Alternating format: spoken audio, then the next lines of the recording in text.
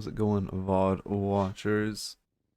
You guys know the drill. Timestamps in the description. For free coaching sessions, hanging out, having a good time. Nothing special today. I got a 3 minutes of safety and serenity before the onslaughts arrive, as always. I wanted to do a piece of tech, but I already forget it. What it was. Oh, there was some tech I learned. Hmm. Remember though. And I'll eat a patch so fucking bad. It was like, okay, whatever, we're gonna get a Halloween patch, so we might have like a complete desolate time from patches, but you know, it's fine.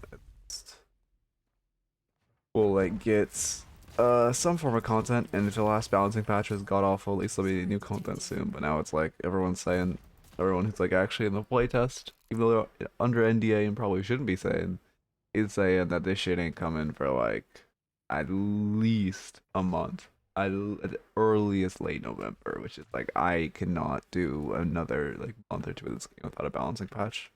I cannot keep playing against fucking Kelvin, Abrams, Victor, and who else? Master and Spirit Snatch and all this shit. Hey Wolf, how's it going?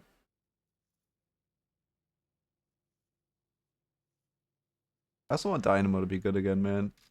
Although like where's my Dynamo in meta? Where's my fucking I mean, Holiday's finding her spot more and more as people realize she's still broken as fuck. It's crazy it took this long. Like, last DLNS was the first time she was proud round 2 in like an A, or in round 1 in like an age. When she is fucking solid, man. Victor is good. Not as good as she used to, but she used to be S plus tier, now she's just like A tier, B tier. That being said, buffer though. Buffer though, Valve. I need to work on my like instant cancels. Oh, that's how you do. You have to like dash. Oh, the pickle you hit it, you have to dash. Yeah, I need to work on those. There we go.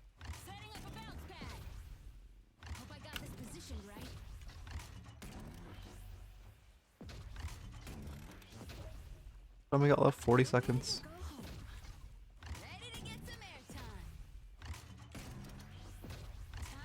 I've been in a Deadlock playing mood recently. I'm in the like, you know, we're very we need a fucking patch mode right now. I love this game, but like, I don't want to go against it to Kelvin. For the love of God. So tired of losing because they pressed fucking 4 on Kelvin. Or because the fucking Spirit Snatch Calico one-shots you.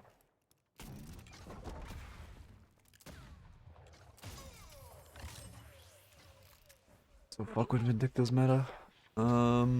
Able. How's it going? Yeah, now the onslaughts are arriving. Alright, I'll start the raffle. Fuck this game, true.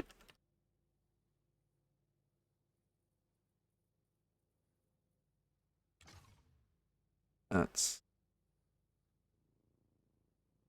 right.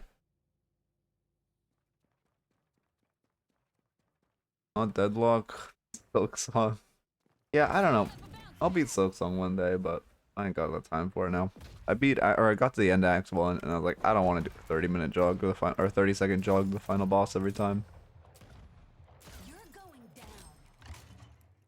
I kind of want to play, what's it called? Bennett Foddy's new game, Baby Steps. That seems fun. I'm thinking of playing that.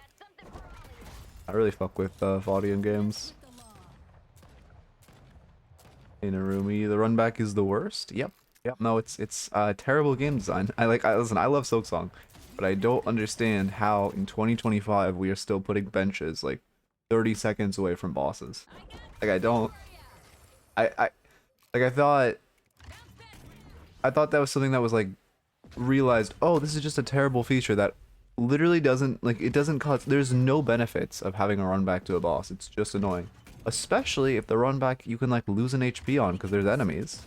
Like with the Act 1 boss. It's just like, oh my god. Nah, shit ain't fun. I'll beat it one day, like I said, but it's not good enough to beat Deadlock right now. Deadlock will have to be on a tragic patch. Maybe in a month when Deadlock still doesn't have a patch and I'm like fucking crying, I'll do it. But until then, I'm not doing a 30-minute jog backs to a difficult boss. I'll pick 'em apart. They'll be feeling that. It's really the best you got? Got 'em. Picked my target. I just kind of like don't enjoy like Deadlock Silicky right now. I feel like when we get further away from hatches, it's only fun to do that. Like, okay, I don't know, man. I don't know what they need to do. Laning is just like, okay, in my opinion, you shouldn't be able to queue into duos if you're solo. Like, I don't think solo players and duo players should have the same. Because it is, lane is just one if you are a duo versus, it doesn't matter if you're two, like a fucking, two of the best laning characters in the game, like fucking Yamato Paige, or you're, I don't know, hyper meta lane, whatever. If you're against two people who are in a Discord call, you can't win because they are just 10x more coordinated no matter what you do. And it is so annoying. It's so annoying. And you can always tell too. You can always tell when they're in a call because they're so coordinated. Only making this worse. Like, god damn it, man. Nah, I was also doing queuing with Wolf like 2 days ago, and I was playing like I was just inting on Victor, but I mean to be fair on Victor, but also like lane was literally unlosable because I would just call him when I was going in, and I would know when he was going in, and we would just focus the same guy because we were saying to focus the same guy, and we would just win perma. Here comes the barrel. I know how to make And also I could trust him to not fucking push the wave when I went box routing, so it's actually just preload. When you can actually box route, the game is so much easier. leave them to me. Instead of your fucking stupid ass Mina pushing the wave. I played Kelvin one game. But two you were Mina. It's gonna blow. I'm gonna take them apart.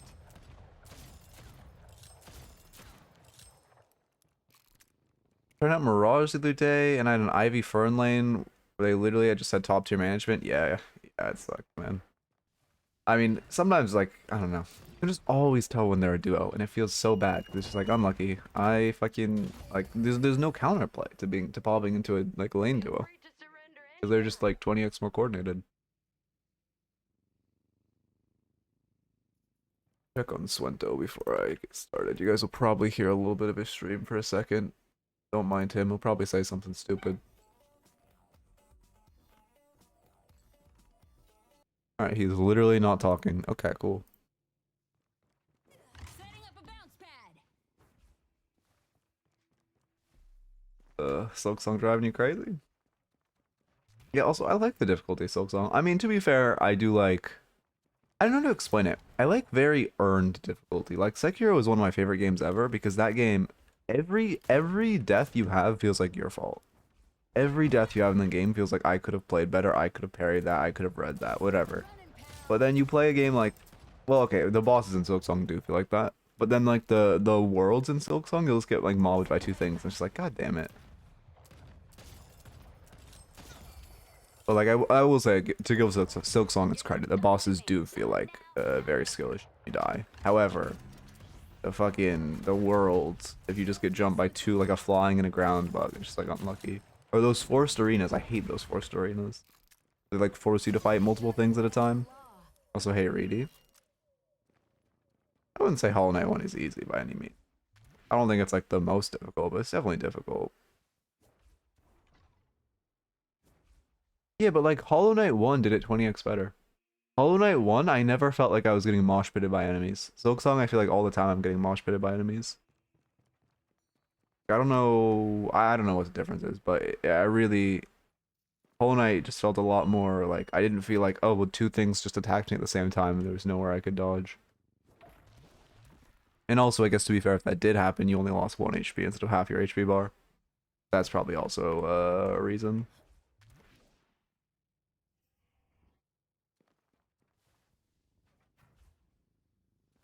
Yeah, I mean, listen, I say this as someone who's Hollow Knight 1 is like one of my favorite games ever, and I do like Silksong too, fundamentally. I just think it has a lot of things. No, it's not. There's a difference between good difficulty and bad difficulty. I think Silksong's bosses are significantly better than Hollow Knight's because they're more difficulty. I think Silksong's overworld is significantly worse than Hollow Knight's because the difficulty is just inflated with you getting swarmed by shit. You just perma get swarmed. Like Hollow Knight, it never felt like I had some cheap death, just three things pulling up on me. But Silksong, that's literally like a common arena thing where they throw you in an arena with like 5 different enemies. Even in Hollow Knight, the DLC where you have to fight all those things in like the mosh pit, like that felt good. Like, I think you're just afraid to admit that the game kind of has some misses. It's a great game overall, but it's probably like an 8 out of 10 in total. Like I don't got the time in my life to play an 8 out of 10 game right now.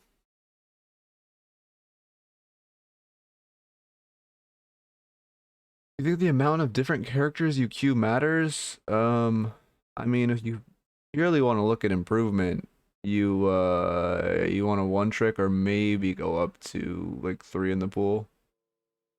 Hollow Knight 1 is easy though. The only true difficult things were Nightmare, King Grim, Pure Vessel, and Absolute Radiance. I mean, again, I wouldn't call it easy. It definitely wasn't even close to as hard, but I wouldn't call it easy. Oh, it's weird. I like a lot of hard games. Like I said, I literally love Faudian games. I like fucking Sekiro is my favorite game. Like most of the Souls genre or those Souls games. Play Hades 2. I tried it. I fucked with Area 1. I got to Area 2 and I did not fuck with it. I love Hades 1 though. To be fair, that was in the beta. They might have tuned it up. I just haven't gone around to playing it. Does it actually feel fun to play now?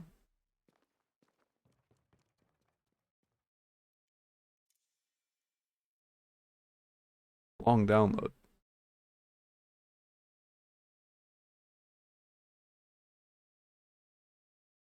I don't know, Hades 2. Again, I liked the first. It just felt slower than Hades 1, which I didn't like. Because what I liked about Hades 1 was how quick it was, how like fluid it was. And then Hades 2 felt slow, and everything felt a little more tanky. And it was like, okay, it's a little worse, but it's fine. And then I got to Area 2, and like all those problems were inflated by like 10x. Like everything got so much more tanky, everything felt so much slower. Everything just felt like damage sponges, and I was like, all right, maybe. Again, I'll probably check it out now that it's actually released. Because this was in the beta, they might have fine-tuned it.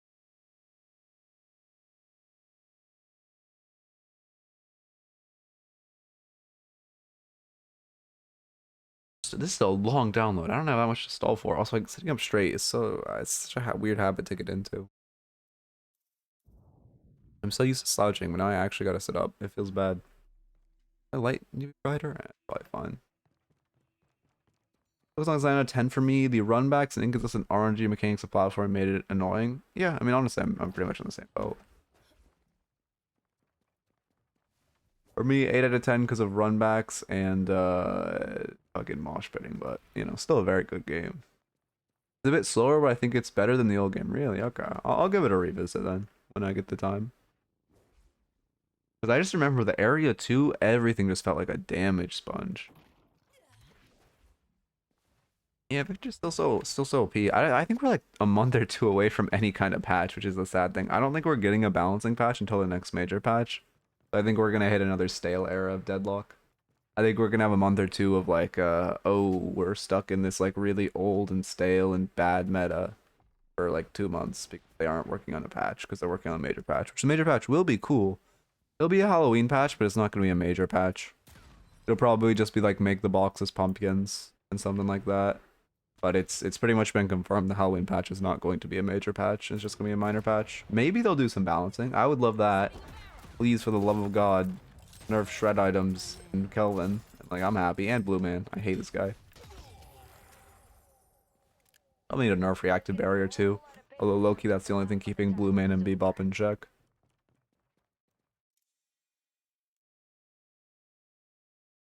Yeah, resistance shred is just fundamentally broken. I hope they rework it soon. But I kind of doubt they will. Spirit shredding bullets and mystic vulnerability is right there. I mean, well, okay, the thing is, those items are to loss of extent because it's such a menial, like 12% on vulnerability is good, but not crazy. Spirit shredding bullets, I actually don't know. Is that also 12%? 8%. Like, the issue with res shred is how much extra damage it makes you take. The issue is stuff like this piece of shit. Where it takes like 15 and does a fuck ton of damage and also gives the person 15 and gives them your spirit power, so you're just fucking weak as shit. Or like this shit, AoE. I don't know. I think that's fine. I'm not playing a Resident game on stream. I think I played the 4 remake. I got like halfway through it. Like I've watched Jorma play a couple others.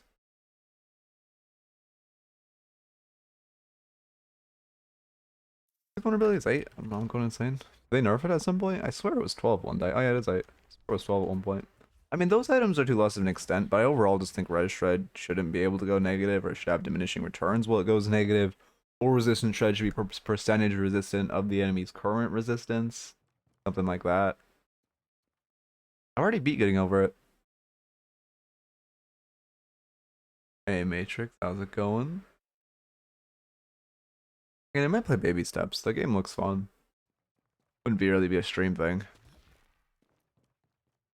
I think sustained spirit damage is probably the meta right now, opposed to burst. I mean, Kelvin's meta because of his fucking insane comical healing and dome. Paige is just meta because she's just an easy funnel character that can enable some of the already OP characters. Victor is just does comical damage and is tanky.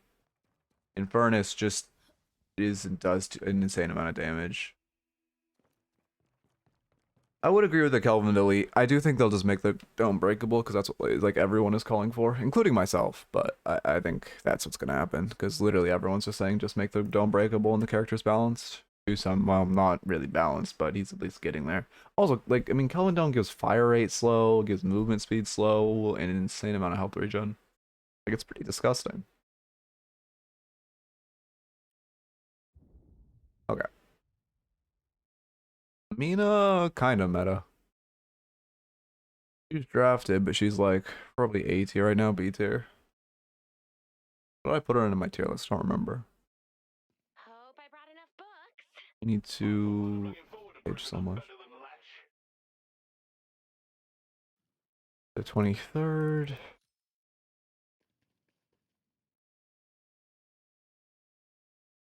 I need the rank logo. What rank is this? Phantom, okay. Wait, my mod's not on. What? Did they brick my mod? Oh wait, I gotta restart for the mod.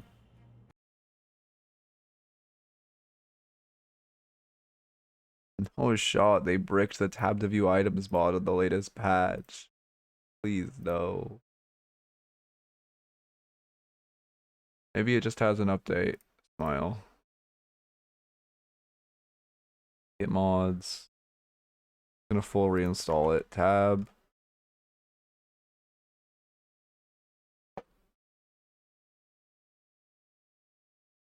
Oh, this has made my life so much easier. I mean, I'm sure they'll bring it back. But like, don't be bricked. The top thing. I think this mod is just dead because I can't for the life of me get into a game with the mod. Ooh. I mean, they just had a minor patch, like, or whatever tonight, or like where they, it's not like a balancing patch or anything, but they pushed something, so it might have bricked mods. I think Warden Viper are probably the weakest characters in the game right now. I mean, Warden's not great, but he's not terrible. And then Viper's pretty weak. I'll give you that, but like Dynamo's probably worse. McGinnis is probably worse. What else is not very meta? There's one other person like D tier. I don't remember. I mean, Warden's like fine. He's like, I mean, solo queue he's decent right now. It's just in pro play, he's kind of like outclassed. But he's still fine in pro. He's like C tier. Okay, will it actually work? Because I kind of doubt it. And then the rank logo is just going to be comically small for no reason. Smile. Just readjusted all the rank logos for this mod too. Whatever. Surely they'll fix it by tomorrow. Hope I brought enough books. Oh yeah, 7 also is very useful.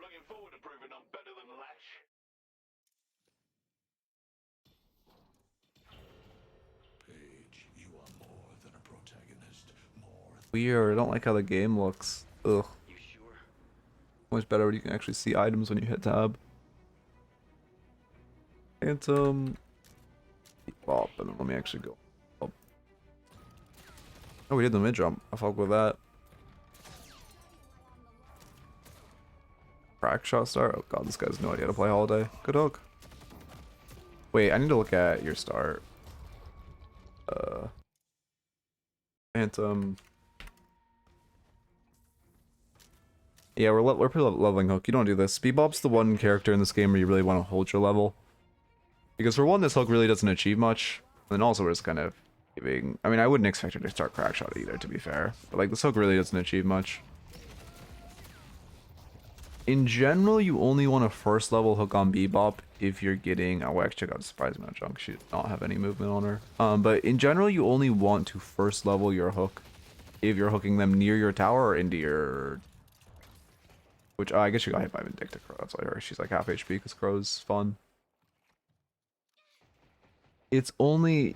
And then also, when you're going in that, you want to hold your level on Bebop until you see a situation. Either until they walk up so you can hook them, or until, you know, if they walk into you, you can bomb them, and if no one walks near you for a hook or a bomb, you just level your one in wave and just uppercut minions at them. I'll try to make this a YouTube bot, because I know some motherfucker will say auto hook in comments. You're gonna hit hooks like this. I go hook if I have a teammate that can benefit from it. Well, I mean, obviously this is gun bop, and that's why we're starting uppercut hook, but it's basically the do you start upper, or like, you can even on gun bop start bomb if they feed it to you. Like if they just run at you and give you a free bomb, it's still worth starting even on gun bop. However, uppercut is just so good for her ass. I mean, Shiv's fine right now. Probably like 8 tier.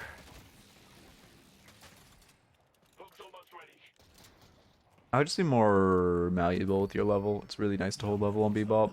See what happens. Especially like you pre-leveled hook and there's a world in which your Vindicta just doesn't walk up and is like an AFK at the start of the game and you just like completely wasted your level. And then I mean she did kind of walk away after you hook, which realistically your Visca should have pushed up to apply pressure. She should have actually used her stamina correctly and she should have gotten out. But luckily Vindicta got a crow. Oh, resto shot. He went headshot booster even though she's okay.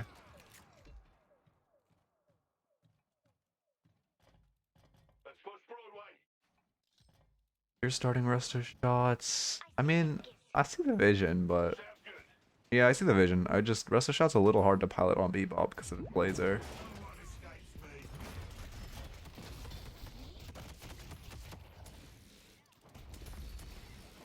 Only once rules. I mean, we meleeed there because she didn't parry the second time we hooked her, but yeah, I mean, I see the vision. It's good sustain, good healing. Best healing item in the game, assuming you're actually actively proccing it. Well, I guess maybe short of heal bane in like rounds.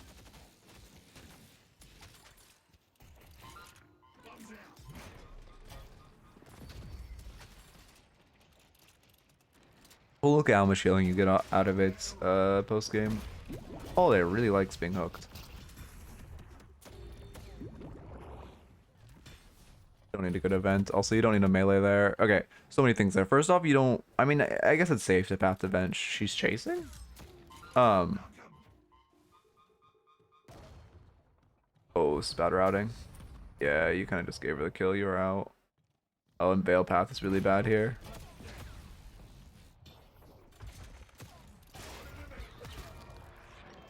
There's a lot wrong with there. I mean, it's insane of her to chase, and clearly I need to turn on stream mode. I'm gonna flame the shit out of this holiday, I can already tell. So many things here. First off, why is your Vindicta stealing while you're dead? Anyway, it doesn't matter. First off, when you jump up here, you don't need a melee. You just do a like wall jump while holding W. You can just grab it. Second off, hold control while you like grab it to mantle slide to give yourself more distance. Thirdly, when you hit this vent, you should hold A, so you come in the air and you like air strafe this way, and then if you're good, you can wall bounce off this sign. But if not, you can just make your way like over here, and then you're out and you're actually safe. And then thirdly, when we got out, we should have gone up the rope and tried to seek verticality. And then fourthly, when we shouldn't have had like tucked in veil at that point. I mean, your hooks are very solid. I can pretty clear you play Bebop. This is good. Just punch him back. Don't have a melee there. He could very easily cancel the parry. It's not uncommon that a Viscous, or like, it's not, well, I shouldn't say uncommon, but the Viscous maybe would cancel Cube to parry there, depending on Elo. So I'd be careful. Like, for one, you heavy meleeed him on the same timer. For two, you're heavy meleeing, which obviously decent Viscous can cancel the parry. I would have just, if he doesn't parry, so tower starts meleeing him out, you can just light melee him back. Viscouses will not cancel the parry light melee unless they have a comical read on you, which is not going to happen, and light melee still moves the cube. So if you just light melee him back, flicking him back at the tower, it'd be in a better spot. You can play a little ping pong while the cube lasts. Our yellow guardian has been destroyed. Okay.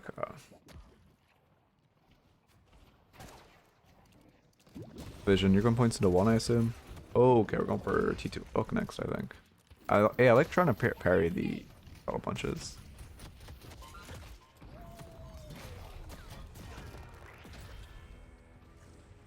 What's Heimer there? What's our Vin doing? Okay, I need to look at this. Oh, she's... Oh, okay, I see. Yeah, we're looking for a hook while our Vin's gone. I mean, our Vindictus should never be roaming at 6 minutes in the game. However, because she is, we should know that and not be looking for a hook or not be looking for anything aggressive. Just try to bomb wave, play safe, and just play very slow.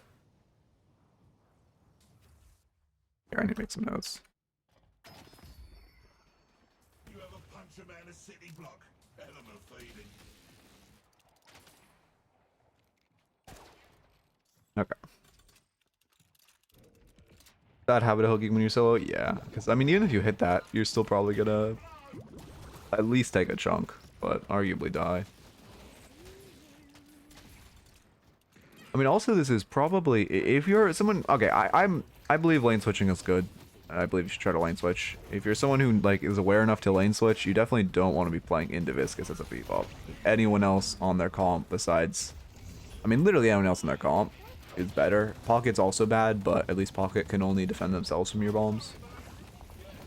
And also, you know, obviously if you're hooking someone in, Viscous can cube them versus Pocket. Could case themselves, but that's a lot. What is why are we 3 in this lane? Thank you for the follow. Fried egg. Okay, actually, you know what? I low-key, we made our way through that one. Thank you for the follow. I mean, I like your use of light melees, honestly. You're doing a good job managing how much you melee off hook and light meleeing them while they're running away. Like, you have very good mechanics. I think this will just be a more macro issue. For example, wait, I don't have your map on, but I was gonna say, for example, keeping 3 in this lane is bad, but whoever was here either died or left. I wasn't paying attention. No mercy comes for you today. Yeah, I see. Got punished a lot of light melees. I mean, if you're meleeing like while she's jumping away, that light melee at this elo is never gonna get punished. If you're in an Intel Eternus, that light melee is never gonna get punished. Candidly, but that's a really good one to hit. Also, I mean, I don't dislike the build. I would just say what I've seen from the more strictly meta version of Bebop build is double vest rush. However, I don't think this build is inherently bad. It's just, you know, double rush vest, try to get Tesla sooner. Like, that seems to be his generalized meta. Also, Capacitor goes insane this game. We need it. Capacitoring Viscous Cube off will net you so many more kills. Then also, obviously, Capacitoring Paige barriers off.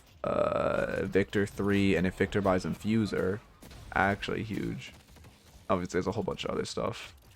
I'm pretty sure you can capacitor off Holiday bounce pad buff, but I would have to test that myself. Didn't buy it? Oh, you definitely should this game. I mean, you should be buying it in general on Bebop, on Gumbop, because it's so good right now. But also this game, it's like arguably the best capacitor game. You're into Viscous Paige and Victor, 3 of the best characters for capacitor, especially if this Victor goes Infuser again. But in general, you should be buying it even in games where you're into like your comp where there isn't too much to capacitor off. It's just so OP. Yeah, I mean, one reason it's so good on Gumbop too is because if anyone uses any buffs on themselves or any form of self-peel after you hook them in, you can just toss it on them and you're great. Shouldn't farm defensive games first. As a generalized rule, Even though you're farming on your side, because these camps will never get invaded, you want to be farming these more aggressive camps. First off, there's like, 3 centers up, which give more soul value. But secondly, you always want to farm your more aggressive camps because you're securing your farm. Farming this farm back here is never going to get stolen, so you're not securing the farm like you would if you're farming a more aggressive camp if you don't choose to invade. Only thing there, I mean, first off, I'd probably just bomb the wave so you get quick wave clear. The walker can start shooting the pocket. Secondly, you should time your hook with Walker Stomp. Whenever you're into iframe characters or someone who has like something like counterspell or debuff remover or whatever, or any kind of iframes into a major form, a major heavy hitter, it's really good to time your hook with when that CC lands, because if pocket was in the hook animation, while the walker was stomping, they wouldn't have been able to dodge the stomp.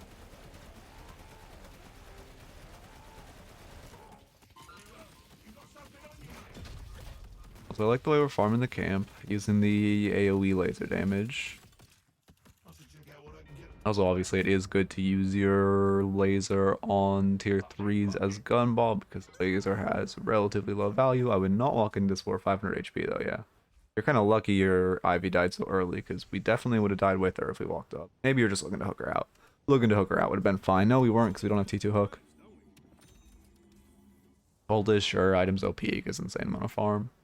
You're gonna go cultist. Oh, you should just cultist this and finish it off. I mean, you could, if you really wanted, try to invade with the cultist, but fine, just to finish off this camp. I mean, that's a really bad case by Pocket. Now they can't dodge Walker Stomp. Yeah, okay, we'll take that. That was a good, well, yeah, that was a good bomb. I mean, realistically, that bomb Pocket should be like, okay, I should either not case the bomb or back up, so I case the bomb and not get hit by Walker Stomp, but they choose to get Walker Stomped, which is...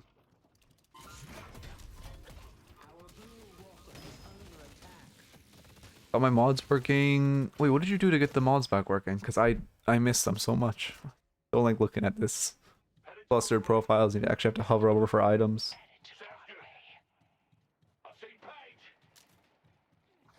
Is it the bioreactive? No, we're good. Oh, okay. Just disable and re-enable each of the mod manager? I did that. Did you get this mod specifically to work? The HUD mod? Because I completely uninstalled and reinstalled it. Oh, wait, did I troll? Oh, wait, I trolled. Okay, well, it'll be on for the next one. Yeah. I agree. I know what I did wrong. Okay. You're hitting the side. Kind of a fight. Bebop generally likes to be strong side to look for picks with your hook. You also like to play around one of your M1s.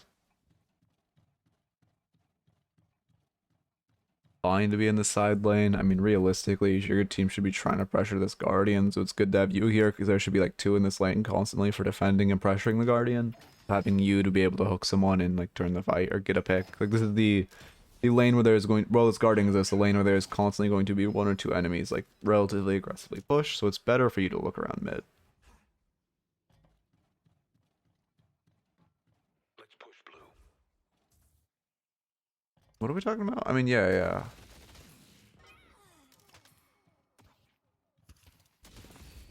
Oh, we're talking about the tank build versus the damage build. Okay. Our yellow walker is under Cultist is just OP. I'm never gonna tell someone not to buy Cultist right now. walker has been destroyed. Like, even if I've been buying it on holiday recently, it just gives such a comical amount of soul value. And the way souls work with sold and goals not being differentiated, and it's just you get soul value, you get like your boons based on your soul, so buying an item that reinvests souls into you just like scales how quickly you get your boons too. Makes you even stronger. It's just so OP. Also this way, I would not push mid because the Mina's about to shove this wave into you. And no one on your team is responding for it. You do not want to give her free siege. She has ult too. Our green walker is under attack. I mean, obviously the increased gun damage to creep matters, but, well, I mean, that does increase your speeding, especially on someone like a gun character. However, the active is so fucking strong. And I assume we're gonna skip, like, kinetic dash for fire rates. Oh, we got superior Sam? I guess we could since we don't need fire rate with cultists.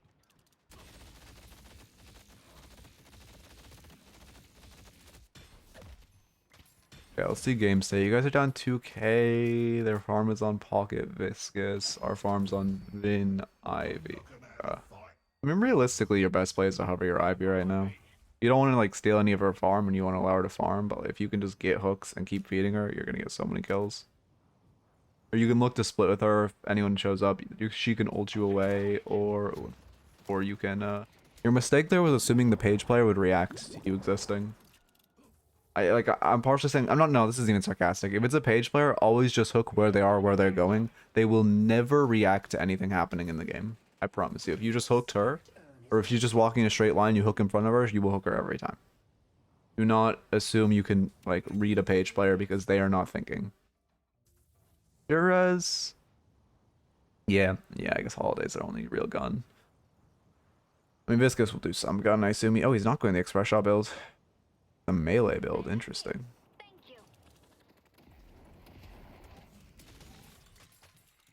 Yeah, I mean, I'm assuming a lot of Vin's just snipe max, right? Yeah. So a lot of her souls are coming from the 6 kills she has, mostly off snipe. Pocket is right here. Cultist is not worse trophy collector. Cultist is a significantly better trophy collector. I've seen Pocket.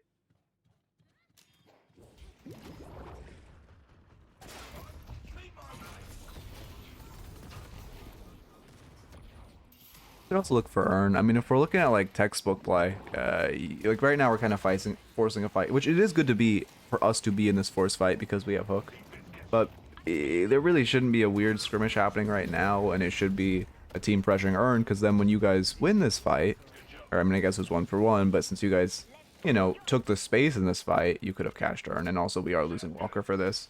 Over this fight that is literally achieving nothing, versus it could have been a Walker for Earn. No point in you boosting back. They're not going to push base Guardians, and it's better for you to be in this fight with your hook. This lane's already lost. It's not really worth you rotating over, especially not worth boost. Yeah, I hate it. We kind of just wasted our boost for fun. I mean, that's bad. That's 2 walkers gone. Kind of just... The first walker was more excusable, but that second walker was very... I mean, we just took a fight for no reason. Again, we should just be pressuring Earn in that situation if we want a fight. Oh, this is kind of puddle punched us out. You should have gone roofs after you got punched up. If you got roofs and path to the vent over here, okay, yeah, you're dead. I don't need to look to do. Yeah, you're dead. After you got punched up, you should try to go roofs. You could wall bounce, dash, whatever, get on this rope. This is your chance of living. You path to this vent, or you jump down and path to this vent. Either of these 2 vents get you out.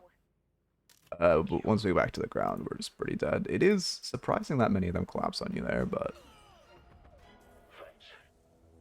I hope Haythorn is watching. Let's push. Blue needs help. Let's push green. Shouldn't really be going to the side lane. We're not gonna... For one, okay. So there's so many things here. First off, you don't want to try to brute force push a walker. Again, if you want to fight, run the Earn.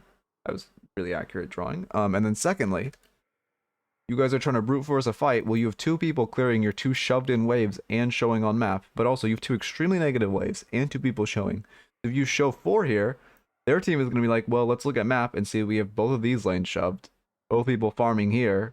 I mean, maybe they invade your centers, but realistically, they just collapse with 6 and clean you all up, and then they could go, I mean, they could run Earn at the very least.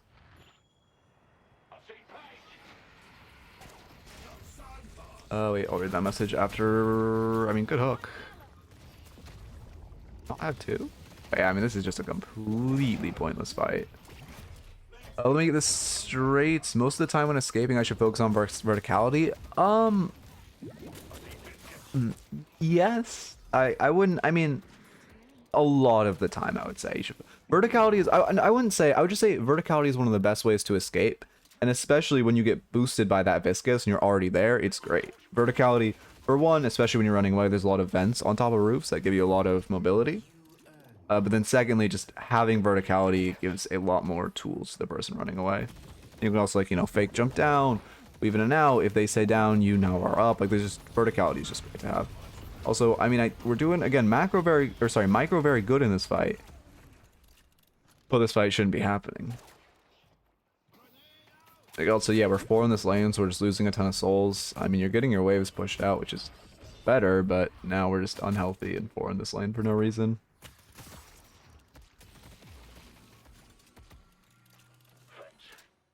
But it's also like, again, specifically focusing on when Viscous Puddle punches you up here. Okay, I have to sneeze. Okay. Specifically, when Viscous Puddle punches you up here, you're like, he's already giving you like a 3-second advantage it takes them to scale rope. So if you just come up here, you're already putting 3 seconds of space in between you. Versus if you go back to the ground, you're completely eating away at that space. And then on top of that, you know, the great bends to path out with. And in general, when trying to escape someone, you should always be trying to make your way towards the vent.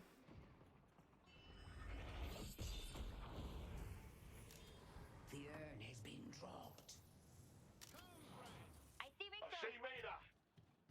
Yeah, they're finally running her, and this is a good earn for them. Fall back. Stay right there. The urn has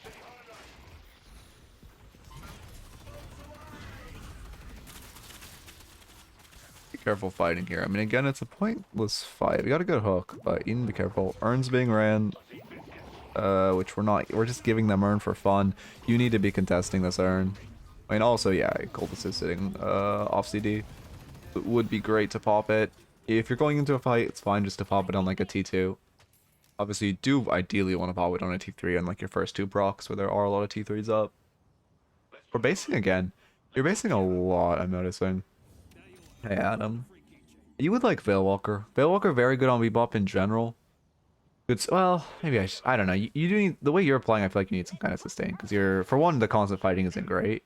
But for 2, we're just constantly having to go to base. And having so much downtime on our zip to base.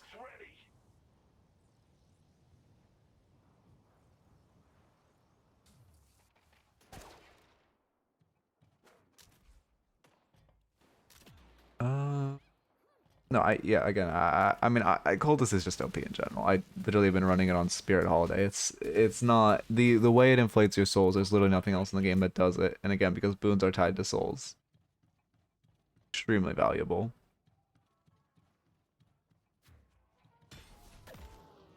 Gallagher says I take a ton of damage on any character. Yeah, I mean, it's kind of your issue of overfighting. Normally taking a ton of damage when you're not, well, to be fair, Bebop is on the tankier side. But taking a lot of damage when you're not playing a tank is normally indicative of you overfighting. I feel like the muscle memory of light mailing to finish that creep. Even though obviously, you know, it's I wouldn't light melee that. 3 extra seconds for 3 buffs is worth. I think 3 seconds for the machine to fully rotate. And you get 3 extra buffs if you heavy melee, so we just get +3 buffs for 3 seconds, which is, you know, very worth. Again, just think of it as like, would you take a 3-second detour for 5 golden statues? And you 1000% would. You only really light melee vending machines if you are actively needed somewhere, and like those 3 seconds really matter. But in this case, getting to that wave 3 seconds later would not have mattered. And then also, if you want to get really sweaty, in the time the lights are going around, you can melee the other machine, which then gives you damage on the other machine, and then also after you finish the original machine, it'll be sunk up with the first one. So the second one, so you just hold melee and finish it off. That would be like, but again, that's more the sweaty weeds. I see Mina. What about burst fire? Yeah, I don't love the burst fire by here. I know you just bought Andres and noticing burst fire, but we already have a lot of fire rate. Great hook. Andres is good. The item is very strong right now. Again, we're just kind of going to the mosh pit though. Like, if I had to say a true issue, it's just the fact that we're always pathing to the fight. I mean, your goo balls, or not, whoever's getting jumped. We're just always pathing to the fight. In circle map, but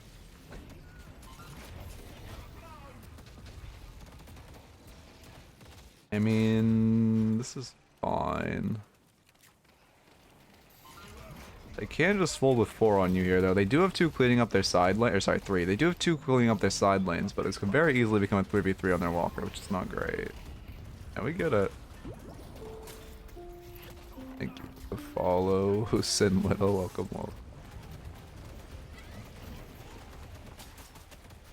Ult kind of does nothing. There's not really a reason to ult there, and we definitely shouldn't stick it out. Keep in mind, your gun does 179 DPS right now. Your ult does 263. Like, it's obviously this is not including headshots either, or the, you know, uppercut buff, or the hook buff, or, you know, the Hunter's Aura buff. So it is better for you to be just shooting in that case. And you can use your ult if you really want to. You could use your ult when you reload, like you would a Kelvin beam on gun Kelvin. But after the point, like, there's a point where that beam gets really bad. Like, wasting your own time by staying in it. Because also you make yourself a lot harder to hit. Or, sorry, a lot easier to hit while you're in ult. They can just farm headshots on you. Farm abilities on you. I mean, she should die for this 1000%. Oh, she's 27k? Coldest moment? No, she's just farming. Oh, burst fire plus hull play. That's a ballhology there. Oh god. We're just forced back to base. I mean, it's not really bad. I wouldn't expect a hyperline there. Yeah, I mean, Earn is. Oh wait, you guys. Wait, they have. Since they got mid boss, ideally one of you is grabbing Earn and hiding it, but their team seems to not know Earn exists. Fight is fine. You just need to be very careful and play around your walker resist. Like right now, we're not in range of walker resist, I believe. Replay's glitched. Okay, replay's just glitched and doesn't show the walker resist buff. I still believe that is out of range. You should rehook. Hooking someone getting rescue beams, like whatever. If someone rescue beams after you hook it, whatever happens second takes priority. The ones she's getting like moving very linearly in rescue beam right there. She's a very free hook. Also, I get the reason we're spamming hook is for the like victim damage buff, but I would be careful. Yeah, we definitely don't want to be focusing the tank.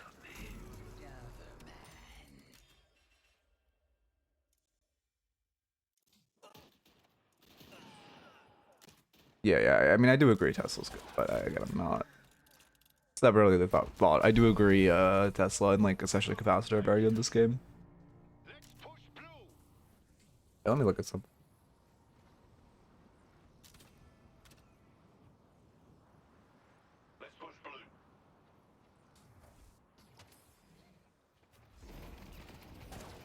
Sorry, I'm just looking at one thing. We're okay. We won the fight. We're looking for sure. That's fine.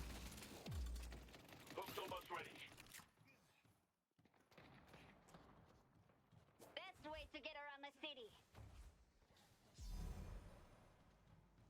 Sorry, I'm just checking one thing with itemization. Here, I guess after. Okay, I'll look after. I can't figure it out here. Rescuing someone out of hook feels amazing, yeah, but also hooking someone out of rescue beam feels great. Yeah, no, when I made Dynamo, the crack was when you would two someone out of a hook.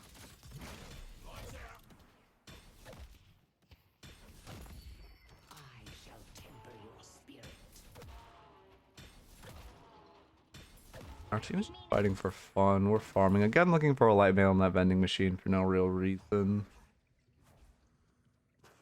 Not going to buy in the secret shop. We do not have like any pressure on the side of the map. You're buying the enemy secret shop. Both of our waves are folding in. We saw Victor here, and I think there was one other somewhere around here.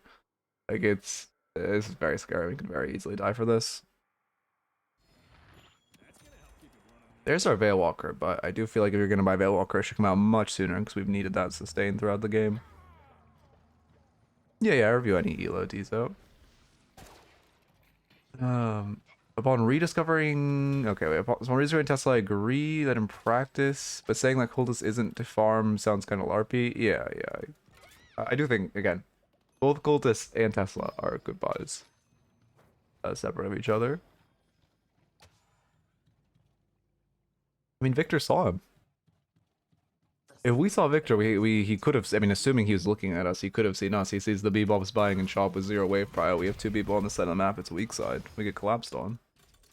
They pick us. They run Earn. It's scary. Okay, well, now. Victor fun and they're not running Earn. You should be in your base right now.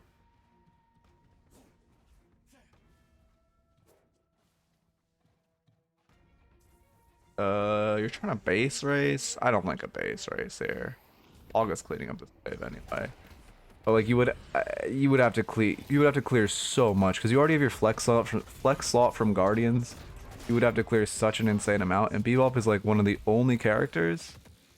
Well, not one of the only, but he is very useful in base because you can look for Fallon hooks, you can look for hooks into your team, separating the enemies.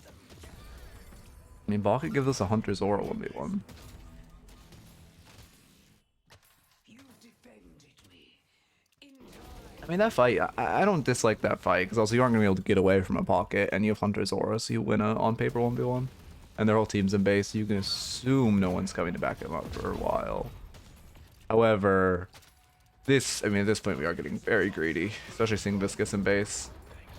And we don't really need to kill those Guardians since we already have flex slot. We should live, though. And you should just hit Zip here. What you want to do in this situation, because you have Zip nearby, you want to grab it, wait like half a second, then instantly jump off, because he will cancel Ball to shoot you off of Zip, but then you won't be on Zip and you won't be hyperlineable. Also, you should be mantle sliding. I knew the sapphire flame could count on you, Kelvin. Okay, your team's finally running Urn, that's good. Help me deliver this. You're resetting full HP. At this point, you should just be buying Secret Shop. Like, this is the time where we could buy in the enemy Secret Shop, because our whole team is here. And we're running Urn. You should fix this wave. No, you should. The backdoor potential is pretty high. The urn is ours. I see Frank. Thank you.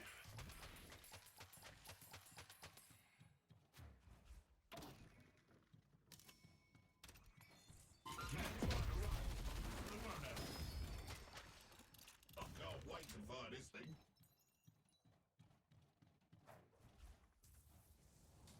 Let's see. I mean, yeah, you're just gonna play safe farm. I think right now, I mean, game's very even. Your team really needs to look off you. Like, the way you guys win a fight is by hooking one of their backline carries. You don't have capacitors, so Viscous Cube does kind of mess that up, but... Ivy have capacitor? Spirit Ivy, okay, unlucky. Did Infernus have capacitor? He staying on Tesla into a Viscous Paige, but you know, that's fine.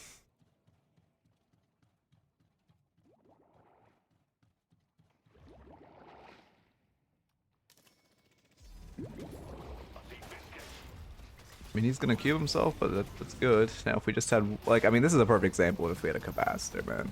He gets rescue based out. Also, if you could capacitor uppercut him, you would have reset your hook. Then when he gets rescue beamed out, you can counter hook him back in. This fight, I mean, on paper, it's not bad. On paper, it's not bad for us. Does he have a refresher? Yes, he does.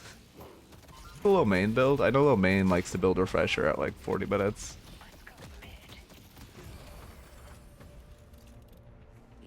Yeah, you guys. I mean, if you want to get splitty, you do a split where you knock Patron and go mid. Hayes can Loki solo mid boss. But if you want to play it safe, you can just go mid. Oh wait, now that you've killed two, right? It's a good angle for a split. No, you can't capacitor Ivy Stone. You used to be able to capacitor Ivy, or not Ivy, Pocket Briefcase off, but then they patched that out. Which, low-key, I feel like you should... Well, actually, a capacitor definitely doesn't need a buff. You should focus on fixing your waves. I mean, if these players are good, when mid cries, they could backdoor. Like, they only need like 5 bullets on our patron for it to fall. It's very, very backdoorable right now, and while we're not fixing the side wave, which we definitely should because our team can fix mid, it's really scary. I mean, if one of them just boosted down that zip right now, they'd kill patron. Oh, minions might kill patron. Okay, Finn gets it.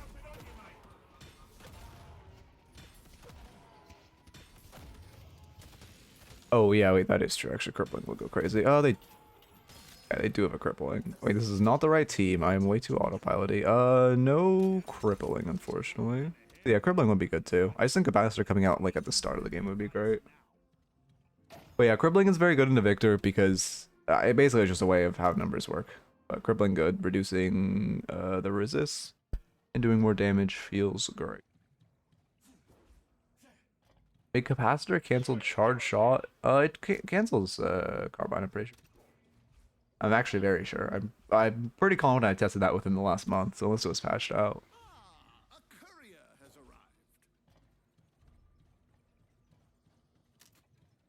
I mean, Vindix is going snipe build. I guess she built DV, but the rest of her build is pretty offensive. Kelvin obviously choose support. Ivy should definitely not be spirit, but you know. I guess to be fair, you are very weak to like Juggernaut on Victor if she goes gun.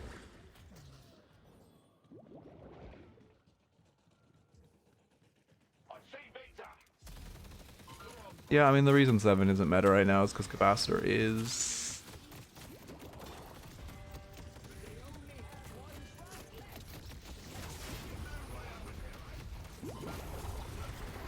I mean, also an issue I'm noticing is pretty much every fight we're focusing Victor, and pretty much every fight we're hooking Victor into our team. I mean, in general, on any character you don't want to be focusing Victor, but especially as like Bebop with our hooks, you want to be hooking like the Paige in here. You want to be hooking their back line in, not their front line. If you would aim for Paige with that hook, you low-key kill her.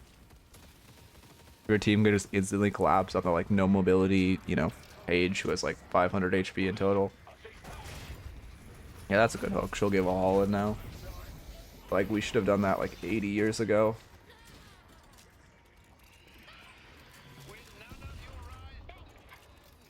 You can't be tilted. Why is Victor's getting tilted? But like, you're doing well on Victor. That's not impressive. Fun time. Uh, Well met. I don't know. I mean, I don't know. Spirit Ivy is just not. I don't know. I guess it's not terrible. Not. I see a Spirit Ivy on my team and I kind of get sad. Thank you for the follow, Dizo. Welcome. Yeah, just exclamation raffles if you want the details. Okay, as far as the notes. First off, with the movement, when you're trying to escape, seek verticality with your movement in general. I mean, you obviously there's a lot of notes to start. Get in the habit of mantle sliding. Try to use air vents better. Try to seek verticality. Rest of your movement was not bad. The command doesn't work on replies. Oh, interesting. Nightbot doesn't like replies. I wonder if that's a toggle. Anyway, next up, hold. It's great on Bebop to hold your first level. Hook worked out, but if you just hold your first level, and then if you don't have a hook on that early wave, and also I mean, again, when you hooked your Vindicta wasn't really there. But if you don't have an early hook, you can just go uppercut then, and then you can use your uppercut for, you know, a lot of value, a lot of poke. And again, if you don't see that early hook, it's better to be leveling uppercut, or to be holding your level so you can put it into uppercut if it's not there, if the team plays passive, or if your laner's AFK or anything like that.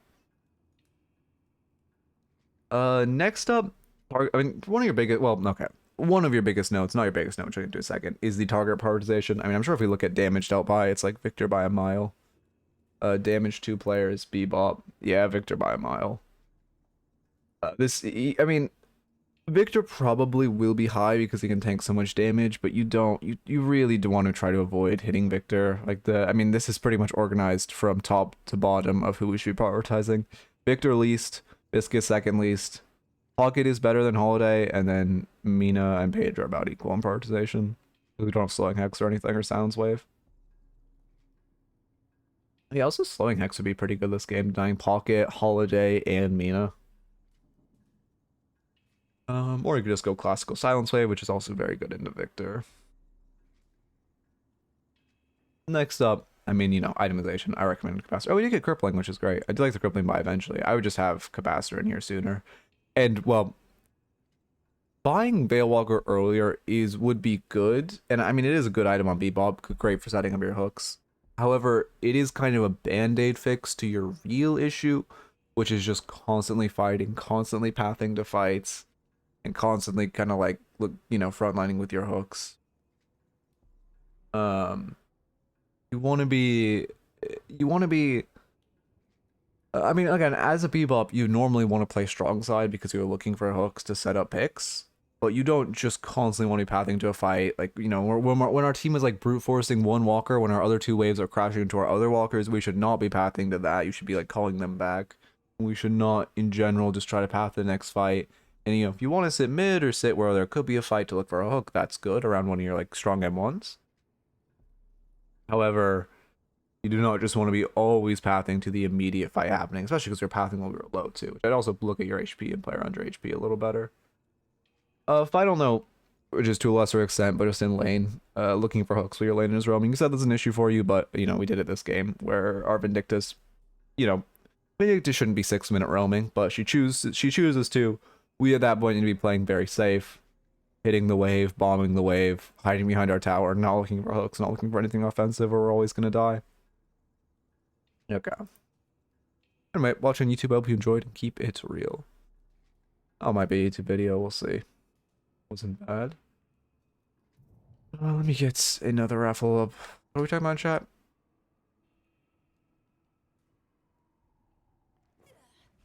Yeah, focus lens is okay. I mean, it's not into like a Victor. I prefer a curse, since Victor just has a button that can remove focus lens.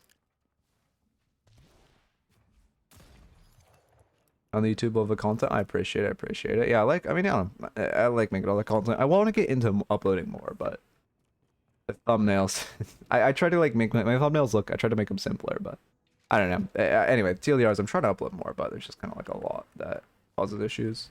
Holy shit, my movement. Yeah, when Victor has his 2 max, he can remove focus lens. Oh, if we're arguing, it's a silence on focus lens, so you can still buy debuff remover and just remove it. You think you could look at it's no? Okay, 6. Don't no, because I would never in good conscience say that build is good. If that build is good, I will never tell you it is good. So I am not the person to look at it because of personal biases. However, use Lightbringer's Infernus build if you want a good Infernus. Here, you know what? Fuck it, I'll do it. Yeah, I'll look at it, but it's just like, oh god. I'm not dealing with one type of patron. I'm dealing with another. Like, I'm sure it's fine. He's like a fine player, but that's not what I meant to look up. More of just a terrible person, and even big. Oh, this is ass. Oh no, this build is terrible. Okay, no, this build is bad. I mean, I assume it's outdated, right? It's October 16th? I mean, we're buying cocklick bullets over fucking Tesla on Infernus in like fucking October. Like, what's happening?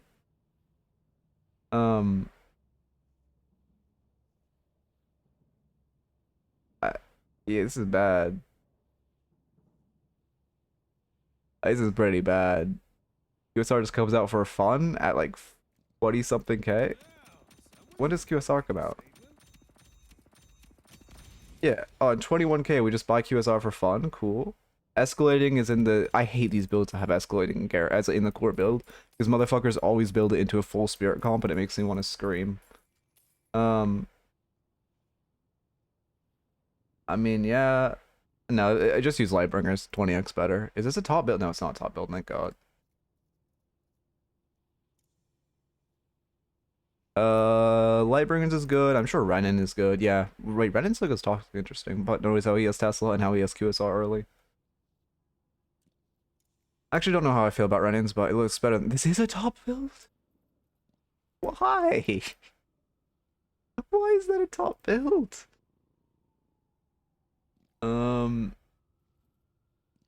Right either. I just use Lightbringers, bro. Just use this. This is like the build, the Infernus build right now. What revitalized Infernus?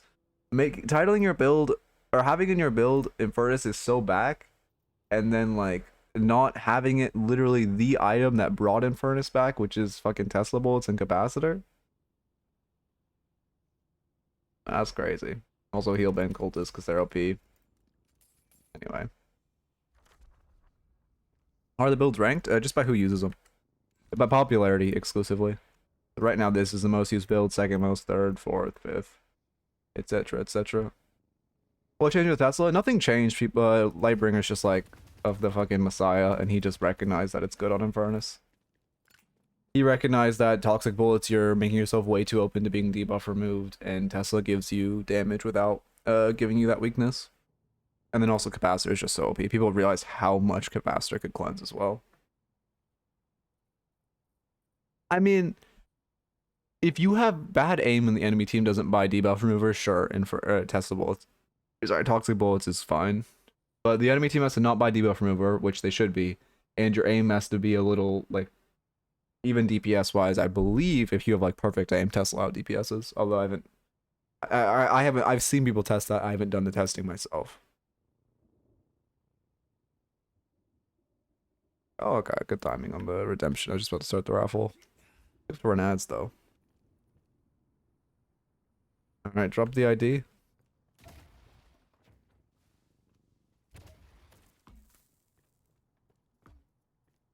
Wait, do you also have? Oh God, are we? How many people have accumulated 50K at this point? Or do I need to up this shit to 100K? What's happening? I think people would actually have channel points. Bounce it? Wait, do you have the match ID? Or I guess he wants me to look it up. Here.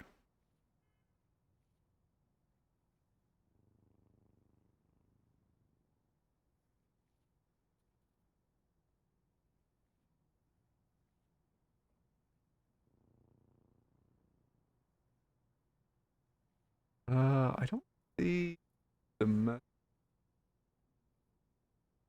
Only at 30K, 19. Okay, okay, yeah. I mean, as long as like I think one redemption a week is like a good angle for the skip the line session. Like that's maybe less than that actually, but that's like the maximum I want to have. How the fuck do I? Why is there no from user thirsty steps? Is their name not thirsty?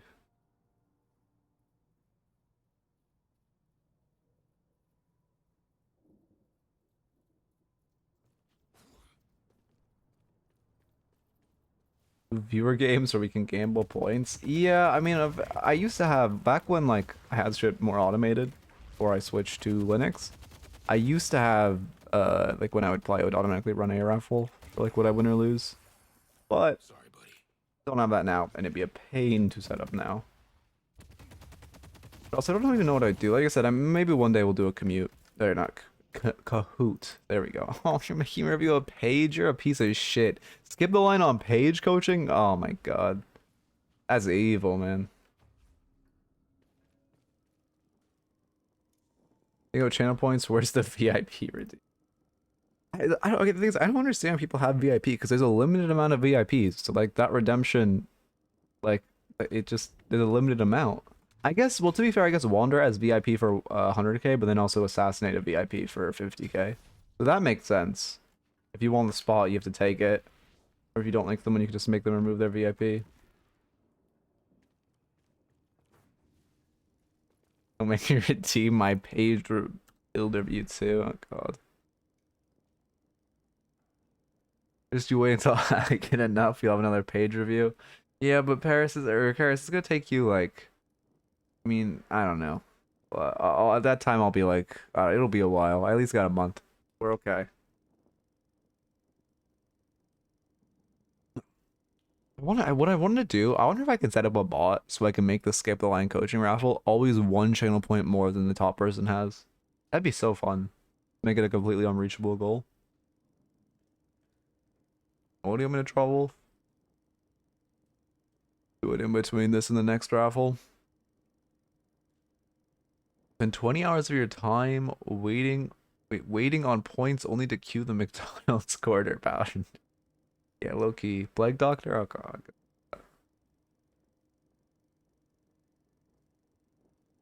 Oh, how would I make it? I feel like I guess his body will just be green, but I feel like it's kind of hard to indicate he's a goblin in that case. Okay, let me lock in. Want to get a ton of YouTube reviews today because I would love to just upload daily. I'd love every review today was a YouTube review. I think my standards have been way too high recently. So I'm dropping the standards a tiny bit. Actually, for our last review was actually like an old standards level review. But rank. Oh, I didn't check the thing. Okay, wait. Actually, I need to check one thing with Bebop's itemization first.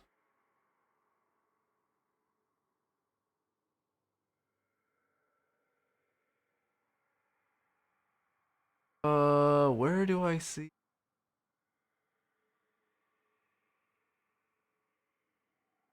you, and then I see like I brought it to here. Sorry, I know I'm not showing this, but this will only take a second. There it is. Okay, I found it.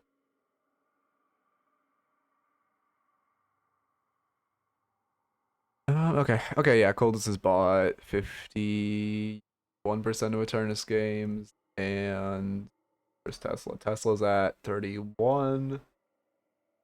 Faster at 20 makes sense. At 20. Well, 104 at 17. Okay. Yeah, it seems like the only thing maybe I should have looked at Hunter Zora more. You can make most of the reviews in YouTube reviews. Yeah, I probably can. I just have like, I don't know. I low-key have like crippling perfectionism, so like, you know, as you can tell by my amazing thumbnails that look like shit. Eventually I shrug it though. I just have to like brute force the perfectionism.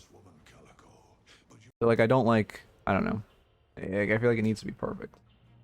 What was this, Ritualist Paige? But I low-key could and should, so I can have daily uploads, but I need to actually like, you know, strangle the perfectionism. Why does everyone appear when I thought it was because I was gambler pinging, but everyone just spawns in between reviews. What is happening? Okay. Slash. I need to get the phantom look. Also, actual well, slash marker. Ritualist. Itch. Also, the rank redistribution is growing on me. I think at lower ranks it feels a lot better. I just wish they tuned it down so like it was top 5% for Ascendant, top 10% for Phantom. I think that would have been perfect. That would have been perfect, but unfortunately not yet. Don't melee on Paige. Meleeing on Paige is bait. Do not melee on Paige. The reason Paige has spirit scaling on her melee is for farming and for defense. Do not melee offensively on Paige, because if you ever get parried, you're 100 to 0. Okay. The game length at the bottom? Oh, yeah. Well, we're Paige. Assists don't show up, so I'm assuming it's just we got like a ton of assists here, and that's why there's nothing showing up. High velocity first. Yeah, that's fine. You should not be taking wave for fun, though. Yeah, we need to back up. When they get wave power like that, we need to back up, and now we got parried, so we die. We didn't melee you? You 1000% should have died for that. That was a perfect example of why you shouldn't melee offensively on Paige. And secondly, once they get wave power like that, we need to be backing up. Ow, I just hurt my finger because I pulled it back so far. I do like barrier start, though. And a safety there. Barrier saved? Yeah, but also we didn't get meleeed. Like, barrier definitely helps, but we still should have died through barrier, low-key. If like, Viper gets a heavy, Dorman gets combo, like, Heart, Bell, both tiers of Bell. It's pretty solid. I mean... Okay. Also, be careful. Your barriers have saved yourself, but the fact that you've had to use barrier on yourself twice is pretty rough. Because, you know, you can see your Wraith HP is bleeding, and that Wraith has needed the barriers low. Average ritual is Doorman, yeah, maybe. Also, when you're farming wave on Paige, it's better if you can line up minions. First off, secondly, you should be meleeing both of them when they're low, like, yeah, like that. And then third, we're going extra health next. I don't dislike buying like an item so we less one shot, but you should buy sustain here. Or into Viper, Venom can execute us very, very soon, like 250 HP it can execute us if she doesn't have a point in it. Even higher, she has a point, she does not. Secondly, I would just buy healing right here, feels great on Paige. You're probably gonna build it into Rescue Beam, extra regen. You could also get if you really wanted. But I doubt you're gonna build healing booster. I like getting Dragon second helps with wave clear. I mean, I in solo queue, if you're low elo, I could see a vision for Dragon, but I think it's pretty objective that 3 is better seconds. We had a point in Venom, we die. Oh, what a dagger, damn. But that is why we should have had healing, right?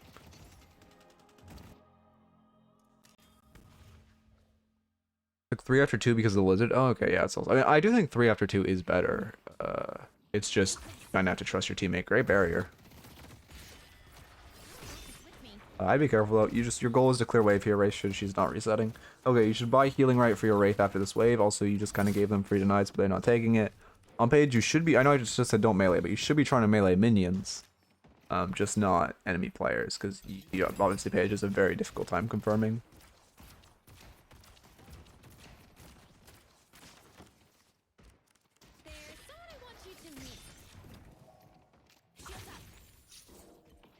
We just shielded too early. I mean, you thought the door. Okay.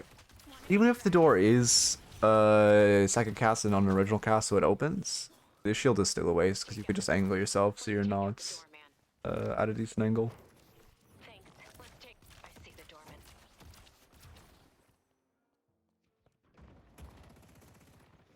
Oh yeah, not having barrier is pretty rough. Oh, I forgot to re-enable the mods. Yeah, they stopped working. Just uninstall, reinstall. They work. I forgot to re-enable them for this review. Please remind me after this review if you are, you know, if you remain. I really need to remember that. Waste of our 3. Also, we're just giving them so many deniable orbs. Biggest issue I'm noticing by far is how many orbs we're giving them to deny. Which is one of Paige's biggest weaknesses. Also, I mean, extra stam I don't like. We're just stalling our Guardian Orb, which is such a huge spike. Especially into this comp. Or like this enemy lane. Also because half of the time my team either fights too much or spends half the lane poking. Wait, what are we talking about? Oh, for Dragon? I mean, again, I think if you're at a lower elo, I can see an argument. But if you're at like if you at an elo where you can trust your teammate to some capacity, I think pretty objectively 3 is better. Because only thing 1 is better for is wave clear, 3 is better, like significantly better for fighting.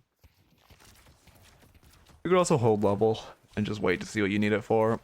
Get a 3 angle, you drop the 3, you can hold your level if you need if the, you know, your ally isn't hitting wave, you can level for that.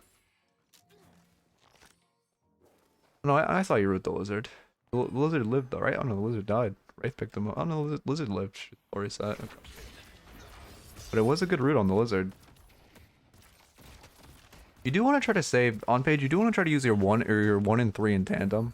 You want to try to hold your good ball bounce. You want to try to hold your 1, not necessarily hold your 1, but ideally when you're 3ing, your 1 is online. So if you hit him, you can get him in the PK fire as well. It's not a crazy amount of DPS, but it is an extra, like, you know, extra chunk. Extra probably like 150 if not more. Like if we had it for the root on the lizard would have died.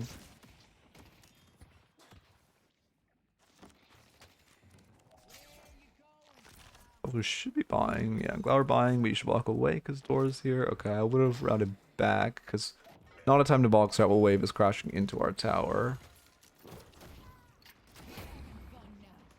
I mean, she's griefing at least. Just bury yourself. Ult's a complete waste. You could just bury yourself to tank the venom and it would achieve the same effect as ulting.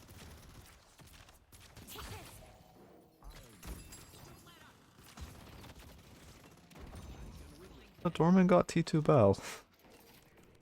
Now he just one-shots. I respect the vision of tucking, but you kind of need to try to get out. Again, consequence of having no healing, right? Okay.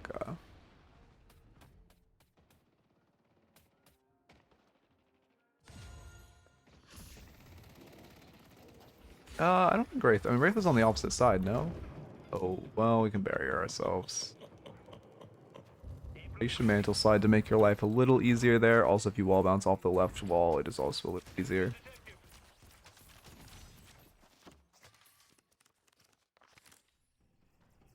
I hate Dorman Matrix. I mean, I get Dorman Bell probably does need to be tuned down in lane. I 1000% think it does way too much damage in lane. But I feel like Dorman's one of the characters where even if he's strong, when he kills me, it's like, okay, I got outplayed, you know? There's other I feel like most strong characters are characters when they're strong. When they kill me, it's like you're just like if Abrams kills me, I'm just upset because the character is just brain dead easy. But if a Doorman kills me, it's like okay, at least you have an Adicum skill.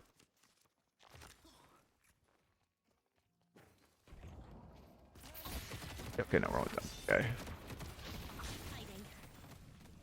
I mean, yeah, we're just perma-tanking these like max HP, max damage venoms, which we have barrier to dodge, which is good. Yeah, we should not fight a Dorman there. When you have barrier up, it's okay. The second that barrier goes away, you need to get out. But it's just because we don't have any regenerative items in a execute character. I mean, in general, regen's great, but especially into like an execute Viper, having something as simple as healing right would go so crazy. And fuck Gunman.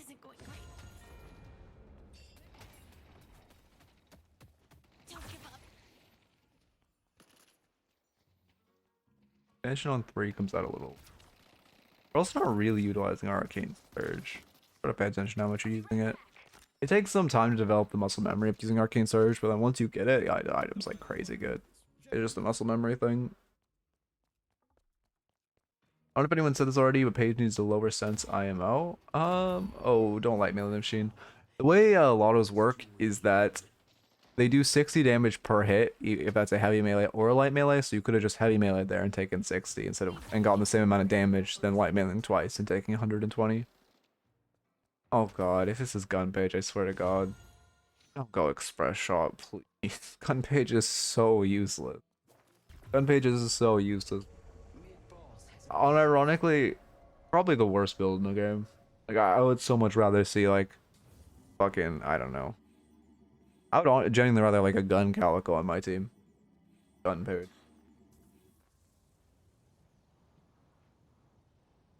No, it's not. Only gun item. You should still... Okay, it's good you're not going Gun Page, but Express Shot's a waste. So if you want to, like, it's 3.2 souls, you could be investing into, like, anything else for support. You could, if you want something like good for her kit, you could go with Vortex Web. We should not be trying to like see the Viper roam. Okay. Hey, okay, I like the vision of we see Viper Gons. We're trying to go on Doorman, but you don't want to tank tower like that. Now Doorman has 1v2 potential with his ult. Chunk people then use all your support, then it's ready again. Yeah, but your goal isn't to chunk people. Your goal is to like support. Like sure you could do a little more damage with Express Shot. Or oh no, we didn't see roaming shoot. Or you could do like save people with your rescue beam, or do more damage with your fairy. Oh, we got lost in Doorman ult, unlucky. I mean, the issue there was with routing in Doorman ult. The best way to route through Doorman ult is... We have a long stall. Get your drum rolls ready as we take our long adventure to this ult. We'll get there eventually. We'll get there. I wish Doorman ult was a 1v1, man. A 1v1 ult, that should be so fun. Okay. You come in here. You jump. You wall bounce. You air dash, or you can like use another stam if you're slow or something, and you get here. That's the best way. Just wall bounce off this left like chunk of wall. Your life will be a lot easier. Let's take out the doorman. And also, if you just go pure spirit, you're gonna do like even just a boundless would give you pretty comparable DPS. Obviously, it's more expensive, but upgrading your extra spirit to a boundless would give pretty comparable DPS to Express Shot. And would, well, actually would give more, and it would give you better barrier scaling, and it would give you better ult healing. Express Shot is kind of just, I don't know, I would not buy it. If you want some kind of gun damage item, you can go Split Shot early. That gives some good gun damage, helps you. It's also cheap. Good parry, I mean your parries are on point.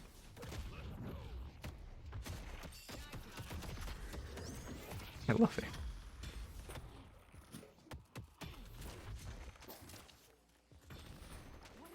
Yeah, you get punished for him missing his melee. Unlucky. I mean, your parries are good though. You got the parry lockdown.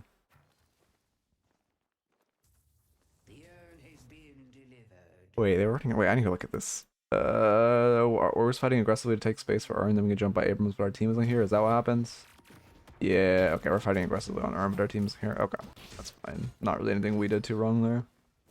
I was gonna say you were overextending, but I didn't realize they were running Urn, so I was actually fine. It's a really bad Urn to give them, but it wasn't really your call to give it.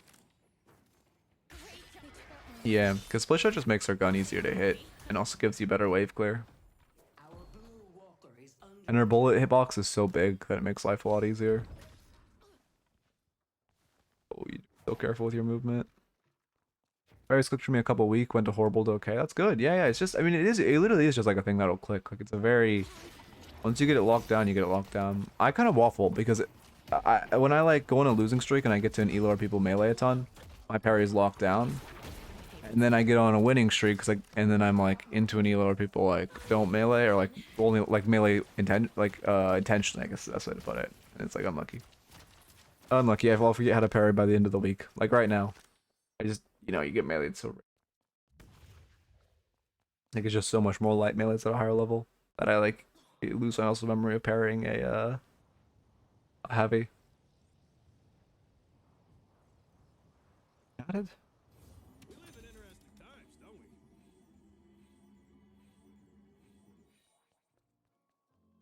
Our yellow Why am I getting walker this?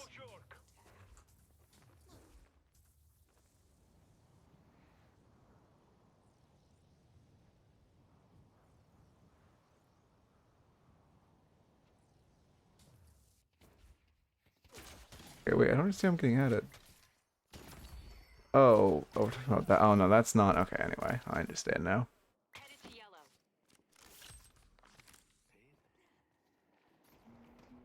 Pull back. I'll do my best.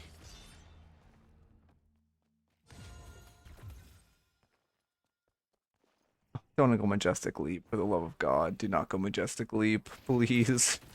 I don't want to see Leap Pay. Just use Piggy's build. Just use Piggy's build. is under attack. That's all you should be doing.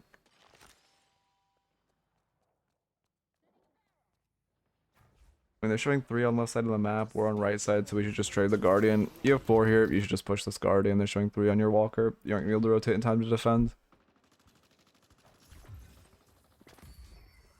Leap is fun, I guess. I mean, I guess if you're just buying it for fun, sure. They took a holiday.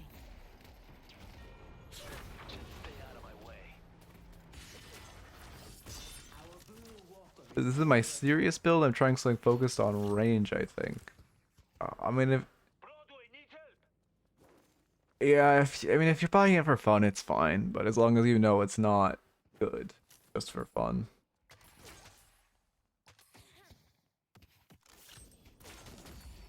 such arcane mysteries I will show you. I'm paying attention to your map.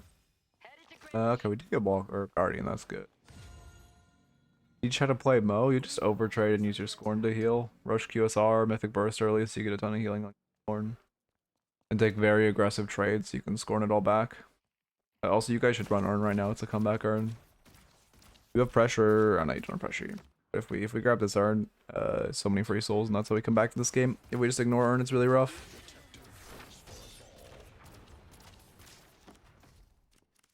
I do believe, yeah. The way the like Guardian, you shouldn't be. Ideally, you shouldn't be burying yourself. I mean, obviously, when you get a max, it's gonna bury your multiple.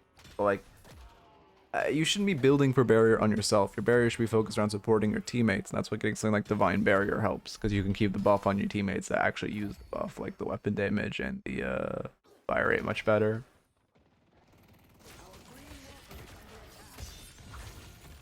Yeah, Slaying X is also... Is Slaying X good this game? Amazing into Calico, good into Viper, good into Pocket, good into Abrams. Yeah, I'd buy Slaying X this game. You can also build it into Vortex Web, which Paige likes. Talk about Veil Walker Paige.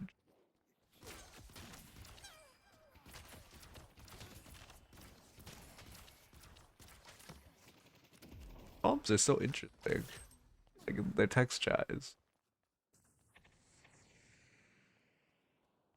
You guys should run hard to get back in this, though. It's still a comeback. That's your way back. That's how you get into... I like the Kobe for wave clear.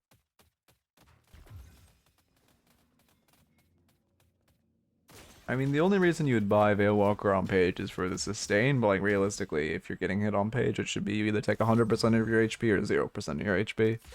You shouldn't really need Veil Walker. And then escaping, if you get caught, you're already dead as Paige. I can get the best.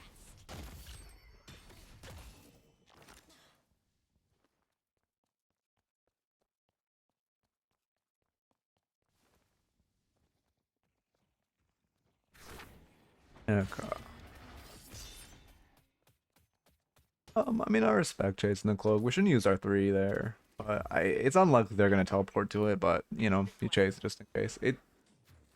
I mean, okay, this is just one of those weird like low elo type of games where it's like your role isn't really just to I mean, essentially you're side laning in mid right now with the way this game is. Our yellow walker is under And that's not really a role. I see Pocket. Jumps because we aren't recognizing the fact that they're running Urn. We're also just overextending with our teammates.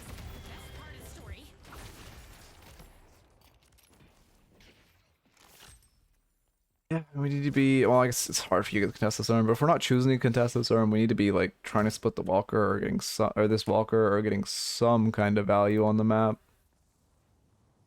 Just kind of doing nothing while they're running arm, which is not great.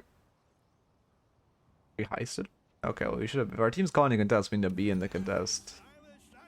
Leave. Surge of power on. I don't like surge. Well, no, I don't really like surge of power.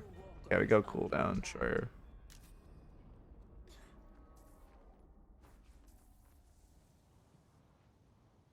Also, we're using the feature that pre-queues your build. Because that shit is bait.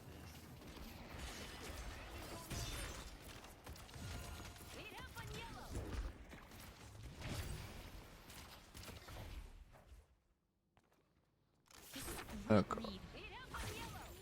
They have to work for it. Headed to York. I mean, yeah. Oh, wait, spacebar switch teams? I forgot about that. Or doesn't it go to like the nearest player or something? Wait, does it actually just, oh wait, it actually just switches teams. Wait, spacebar switches teams? Oh shit, I never knew that. That's actually so. That might be new. Putting surge on shield. Okay. I mean, I'm glad it's on shield over anything else. But like, just buy boundless. Everything. I mean, yeah. Buy boundless.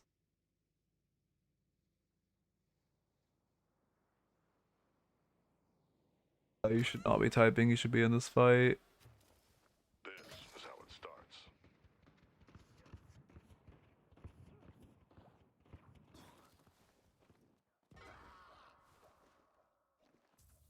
I've come this far, I might as well kill them all, I suppose. I mean, the issue is, I don't know. Again, it's just one of those low elo games.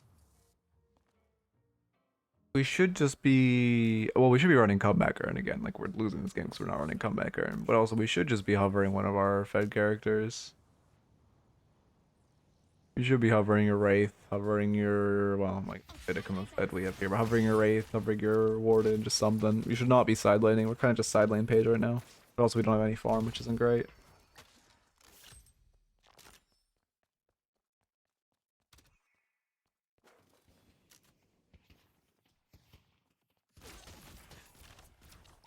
And ideally you should be around this mid fight. I mean, you could, yeah, you should be in this mid fight. Again, we just should be side laning. Our team's choosing to fight, but we're pushing wave. Our team's choosing to fight this. We need to be here. I don't think it's, well, I mean, while Walker's there, it's an okay fight. Once they put 6 there for fun and Walker dies and we don't have team, it's not great. But we should just be side laning because it's really pointless for us to side lane. We're just achieving nothing by being inside. You're walking wave in, which, like, I mean, this is okay if you're any other character, but again, I mean, we're gonna try to split their base. I mean, I guess they're showing 5 and they're gonna get mid anyway. But again, it would just be so much better to have us in base. Yeah, you just have to parry before the melee.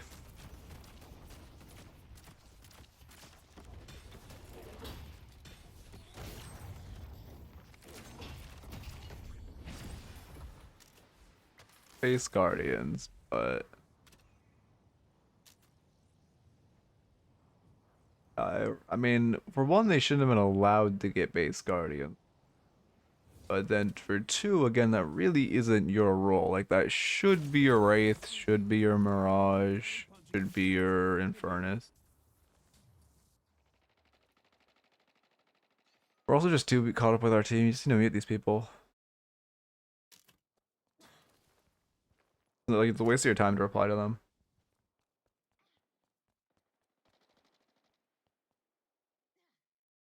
Biggest issue I'm seeing here is just like mental tilt. Treating this shit like it's a fucking Korean soap opera. But like, if you just muted these players, it would be like so much better.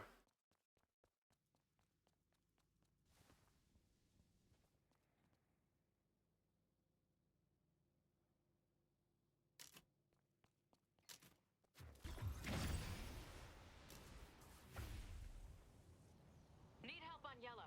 Okay. But yeah, no, I mean that split doesn't work. It's just better for you. I mean, again, it's not. I mean, That fight on Walker isn't bad for you guys if you all collapse. Does this Mirage really think that it got behind 20k off that fight? God. But again, you should just mute these people because they're clearly just stupid. If this is what I have to do, I mean, this guy's clearly just brain dead. God, look at his build. Yeah, again, we should not be typing here, but like, I can't get caught up on them, but. Rush. Oh my god, it's a 10-minute tank buster. Oh. He rushed Silence Wave first. 10-minute tank buster, surge of power before rapid recharge. God.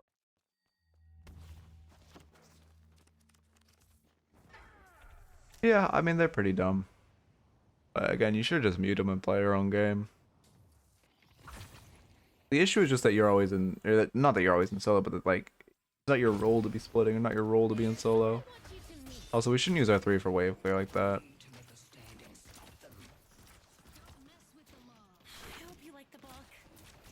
They're going mid.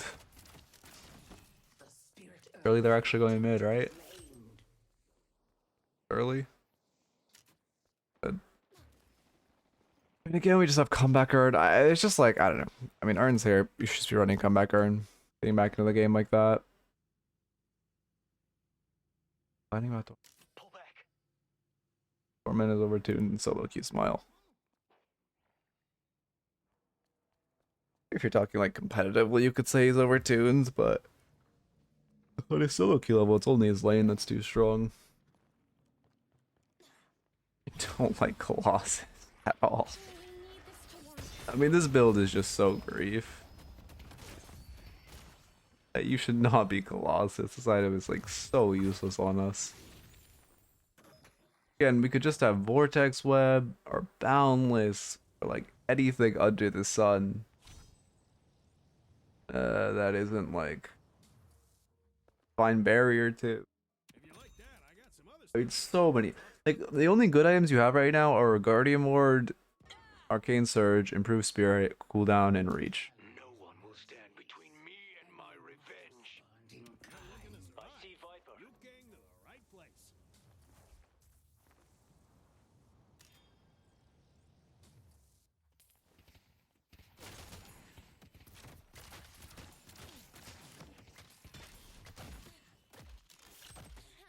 Your opinion on Echo Shard 2's on Paige? I mean, I could see a vision. I don't think it's like meta, but I could see the vision.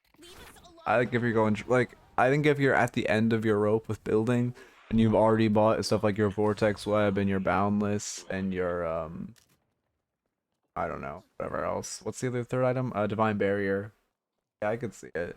It does sound annoying, but I mean, Divine Barrier is kind of better. You could maybe skip Balance, but Divine Barrier, I guess you could maybe skip Vortex if you're on true support. But no, I see the vision of annoyingness. I think it could be pretty cancerous. I fuck with it. I don't think it's like strictly meta. What are we doing here? I don't think it's like strictly meta, but I see the vision. We're down 2. We should not be looking to fight. We're just gonna die. Oh, well, the Calico just lets us out, so that's nice of her. Definitely, the Calico should have just jumped at you and one-shot you there.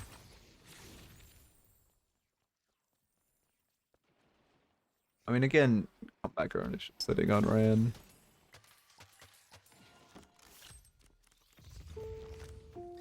Thank you for the follow, CD. Welcome, welcome. I think I'm saying your name right, hopefully. I mean, I feel like we just kind of done nothing this game. Like, the issue is we're just not here. I mean, our team isn't very coordinated. You should not be walking up on this wave. Our team isn't very coordinated, but we're just constantly just pushing waves and nothing else. Like, well, look at your damage, but yeah, and I'm sure it's like you've probably done 2 to 3 times as much damage to troopers as you did to players this game. Who should you be helping? I mean, you kind of need your team to be more organized. Realistically, you could just have, I mean, well, okay, at this point in the game, it's, you need to be running comeback earn. What you should be doing is running comeback earn. But like earlier, you just have like, I don't know, you could you kind of hover around your Wraith inside if she gets jumped. You could just go mid and look for like something off the back of your supporting with like Warden. If you play for wave prile but play around the teammate, that's fine. Also our ults. I mean, our build is a little troll, but all of our ults have just been to save ourselves and nothing else. We haven't had any like team-focused ults. We make a good team.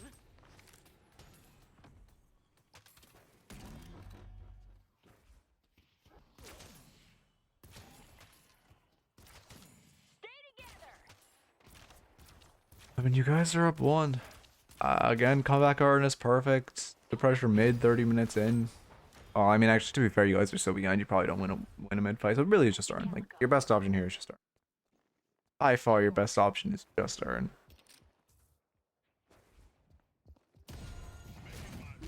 We went on a lane. I thought we were in a bad matchup. It was troll not buying right this game. What are you talking about? I mean, yeah, you should have bought right. Yeah, we get caught because we're just extended from all of our team. I mean, yeah, you guys are melted because, I mean, to be fair, they shouldn't be engaging while they're down 1. Also, like, we're just kind of overcommitting for fun. Like, again, partially on our team, but when we have 2 showing on this wave, Burn is farming, this wave's pushing in, and we're like the most aggressive on our team, we could just assume we're getting a collapsed on. Even though we're down 1 as a Paige overcommitted with both the other waves negative, we're always just gonna get killed there.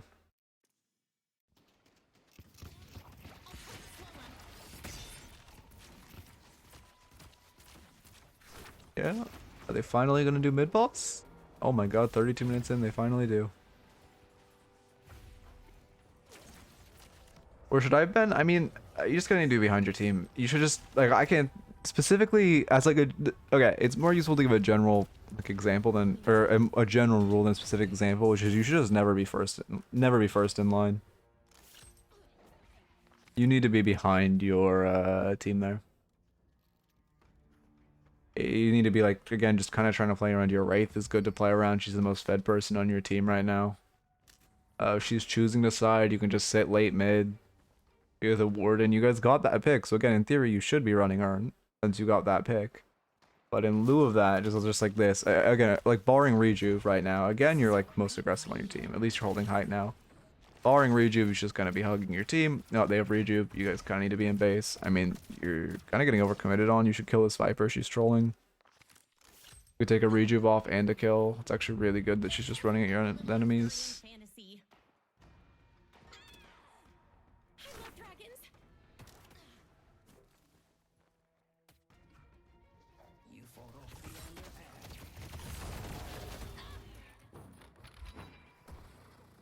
your Yeah, of course. Yeah. Kind of what should have happened to you this entire game for your overpositioning.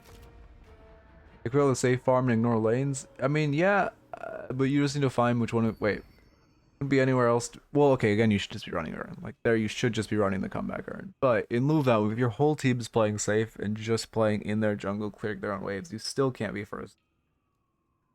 You just have to be behind them. It sucks as a Paige, but like that's Paige's role.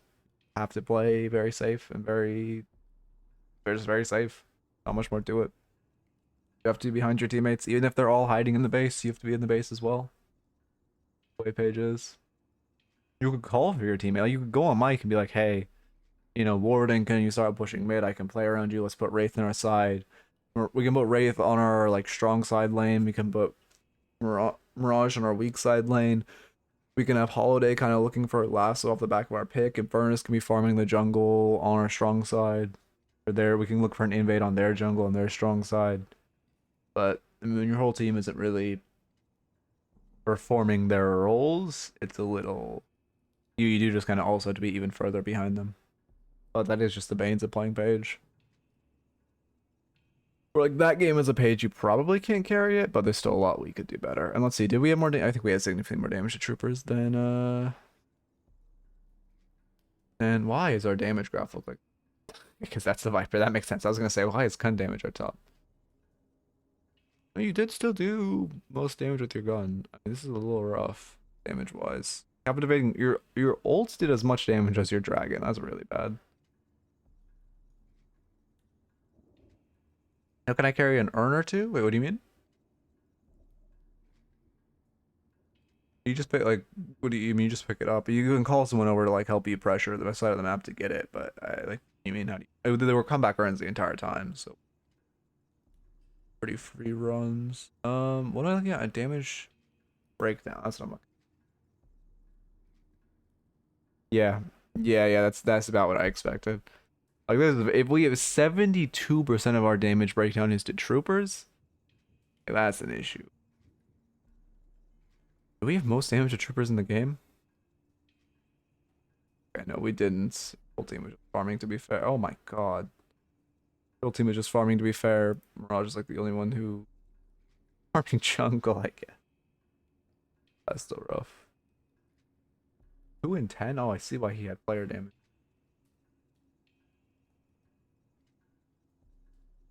Yeah, I mean, also just spending more, like, if you can also just farm more defensive camps, like, you can't be first in line. If your team's all defensive, you just had to play defensive. You probably couldn't win this game as a Paige because your team's pretty incompetent, but a little unfortunate. As far as the notes, in lane, we did not confirm any of our orbs. You need to be confirming those soul orbs much more. Just, you know, don't give them free denies. Just try to melee minions. The last hit as Paige. You can use your barrier to go in aggressively. Like, use your barrier to tank the damage when you go to melee the minions. Take the damage of the players as you go blast it minions with your melee. You can use... Oh. You could just, you know, hit the orbs after you kill them, but you need to be trying to hit the orbs and not just giving so many deniable orbs. Like, luckily, they were pretty incompetent and weren't really denying, but they should have farmed a lot more than the 5 denies off of us. Next up, by healing right early, or just any kind of regen, especially into an execute character like Viper, we need to have more healing.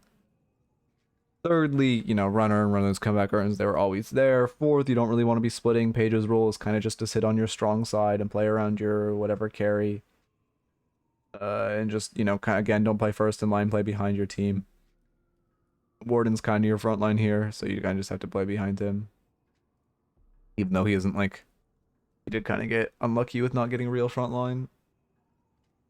Also, your ults were not really it. I think we ulted 3 times that game, and they were all just to save ourselves. You want to be using your ult. Try to use it, like, again, you're trying to at least hit 2 people with your ult, allies or enemies. Hitting the, like, well, like, not including yourself, 3.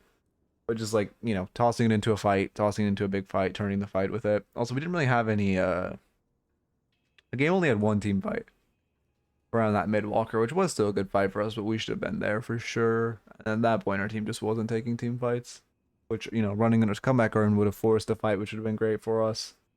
And then finally, yeah, I mean, the build, yeah. Colossus is terrible, like, objectively on Paige. And then Express Shot I also definitely wouldn't buy. If you really want gun damage, go Split Shot. Majestically, if you're buying it for fun, I guess it's fine, but, like, it's just a for fun item. Okay.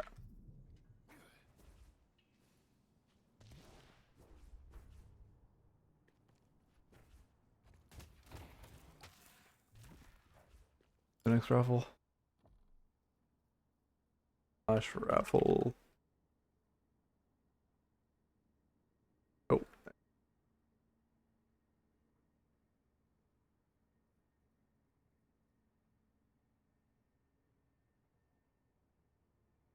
Okay. Yeah, it's Gamba time.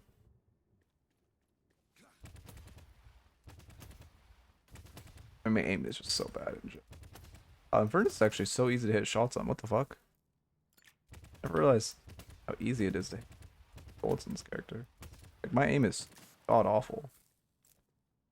I guess he just has a high fire rate and such high bullet velocity that just doesn't really matter.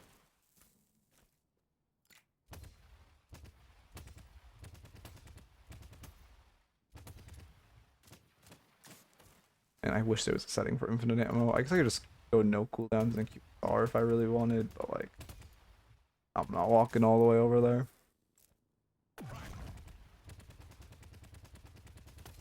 Oh.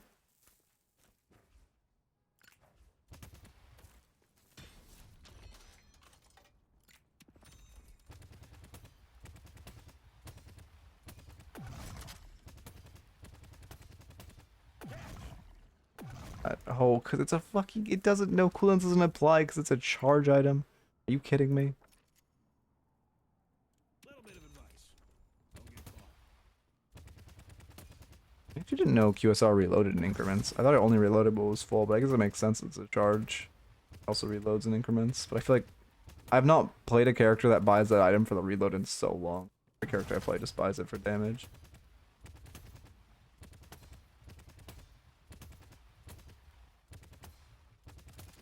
Anyway. Thanks to you gonna go earn some wins. Yeah, especially, I mean, you can watch my earn guide if you haven't already. I talk about earn a lot there, but earn is OP. Just, if it's ever a comeback earn, always run it. If you want to fight, run neutral earns, especially as a support. It's great for you to be running earns. You just need to make sure you're calling to your team, hey, I'm running earn, please join me. Like, hey, can we go run? A rank cutoff where tournament players can't submit their wins? Maybe one day. I mean, I don't know. Tournament players are such a, like, a mixed bag in general, especially right now. Like, I can coach some fine, but then other, like, if some I can coach fine, some are like macro players, and then I don't have too much to add. But it's kind of just like luck of the draw, you know? Like, it's not really like when Turnus is more fleshed out, sure. When it's actually like only good players in Eternus, which is definitely not true right now. Fucking Kelvin, who said Gun Calico is better than Gun Kelvin. E6 Kelvin, by the way. But like, we'll probably get there eventually.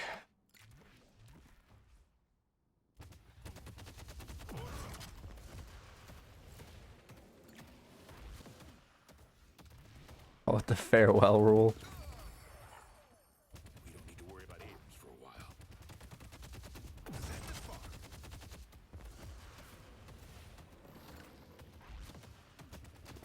Okay. Sorry, pal. Do fucking look low key today. Here, let me get sparkling water.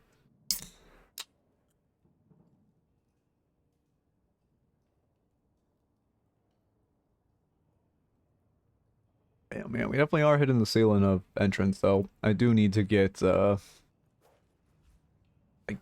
you know, I'll get the minimum requirements eventually. I just really don't want to, but I need to. That means I'll have to have people link their stat locker and such. I also don't know what rank cutoff to do now. Before is like, okay, I'll just do like above Seeker, you have to be above Seeker to submit, but now after the redistribution, I don't know what it would be.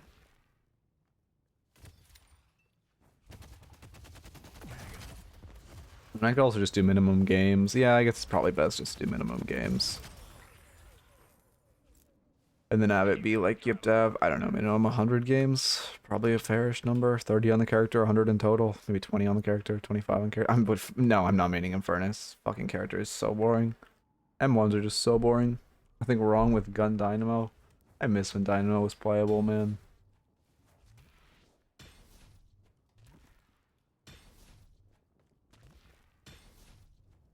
Did 20 on a character. Yeah, I'm trying to think. I mean, it also just depends on the character, right? Because some character, like if you're playing fucking Paige, well, not Paige. She's a very, like, very, very simple character. If you're playing like, I don't know, Mo and Krill, you probably only need like 20 to get a handle. But if you're playing like Viscus, it's probably more like 50 realistically, right? So it's also just very ending.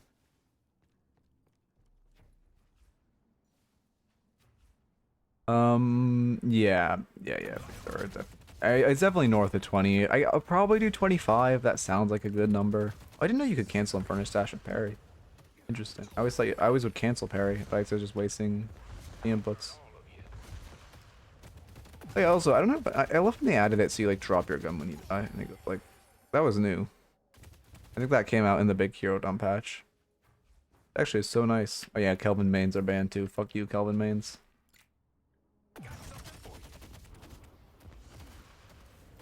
Kelvin review? No, it's not. Is Gremlin Limestone? How does that motherfucker win every? Swear to God, he wins every week, even though it literally should be impossible. He has the tech. Is it? Let's see. Yeah, I knew off the G. I knew off the G. I think the parry change. I think the parry changed to a lot of things. I mean, Kelvin Meme has always been like that, though. Meaning Kelvin for 10 months, not my fault he's meta. Sad. I don't care if he's not meta, man. I hate that character. But no, he's definitely not my least favorite. It's just the fucking meta. Whoever's like the easy, the top of the easy meta, I don't like. But you know, I'm sure he'll get nerfed into oblivion soon. And by soon, I mean in 2 months at the next major patch. So we're gonna have 2 more months of the Kelvin meta. They did the Kelvin beam thing as well. When was it? Oh, a year ago. Okay, okay. Well, let's see. I guess since I've been like actually knowing tech, which is probably like 8 months.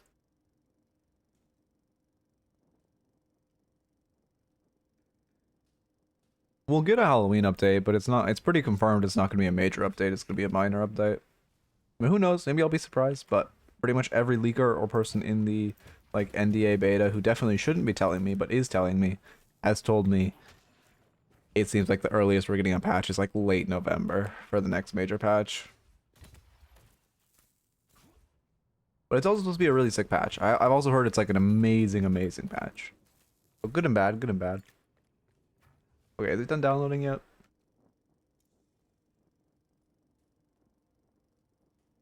Yoshi. Man, we need this fucking guy to speed up the replays. Yoshi throw Kelvin in a fireplace? Yo, Loki based. Oh, ARAM would be so fun. I don't think we're getting additional modes until like the game at least comes into beta because we just don't have enough players, but I can't wait for when ARAM releases. Actually get in the habit of that. Actually not so one thing. Cancel meleeing is low-key. I could do some shit. Spirit Strike and Furnace. Item's overpowered, so why not fuck shit up? Got a massive queue of friends who will never play these games without, yeah, introduction via alt game modes. Yeah, I get that. I get that. MOBA, it is a great like starter for MOBAs to have some kind of like more low-key mode.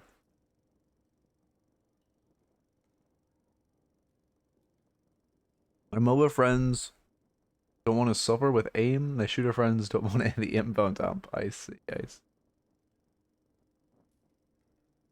to get one of my friends into the game and they got scared off so fast. Yeah. I mean, I have like MOBA head friends, but they don't want to fucking play it, unfortunately. They tried it, but I couldn't get them in. But even with the how long will it take to get good at this game? Yeah, I mean, MOBAs have such a long learning curve too. I don't know. I mean, I guess just alt game modes are a good step in the direction of like stopping that or like decreasing the learning curve as much as possible. Oracle.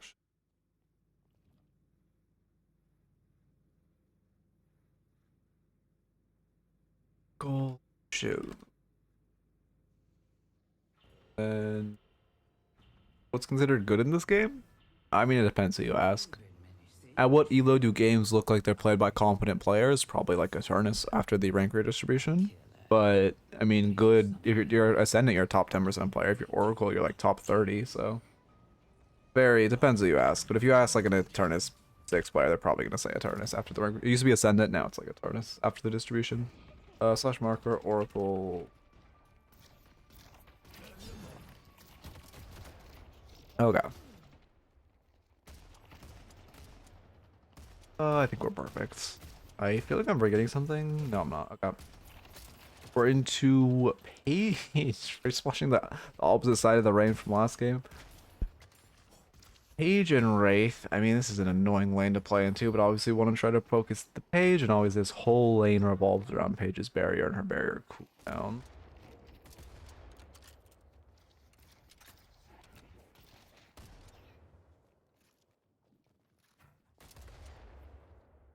They're giving us free wave power, which is good.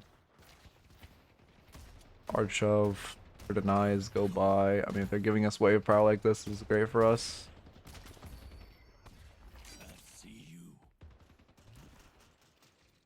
And a dash too. You like a dash shiv, right? I remember you like a dash shiv. I respect the siege. Not quite. Well, to be fair, our wave kind of got pushed back. We're also not quite. You should not be trying to siege there, but we're not quite hugging the cart like we should be. But I respect trying to go for early siege. Are we saving for? We could be saving for like Battle of Vesper and Changer's Emblem, but I would expect Shiv to start a healing item like Healing Right, Resto Shot, whatever. You should be buying soon. I doubt we're saving for a T already. To be fair, Battle Best does leave out a combat regen, so it wouldn't be the worst buy, but it is a little scary saving this early. Sorry, it's bad if we're getting this high souls this early. And we're not saving for a T2. I got there eventually. Only thing I would say to change is you should lead with your knife. Also, she's very meleeable when she fumbles her parry there.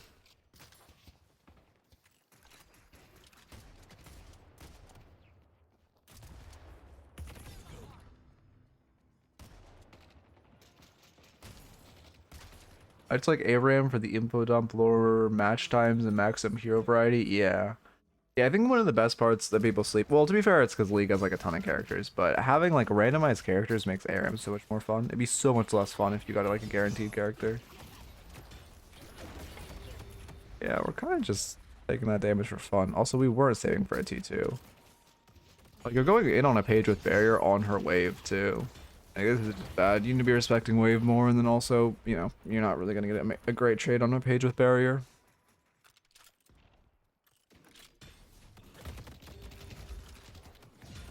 And yeah, we weren't saving for a T2, so it was really bad we let our souls get that high, and if we had started with an initial Mystic Regen, life would have been a lot easier. Or again, rested shot.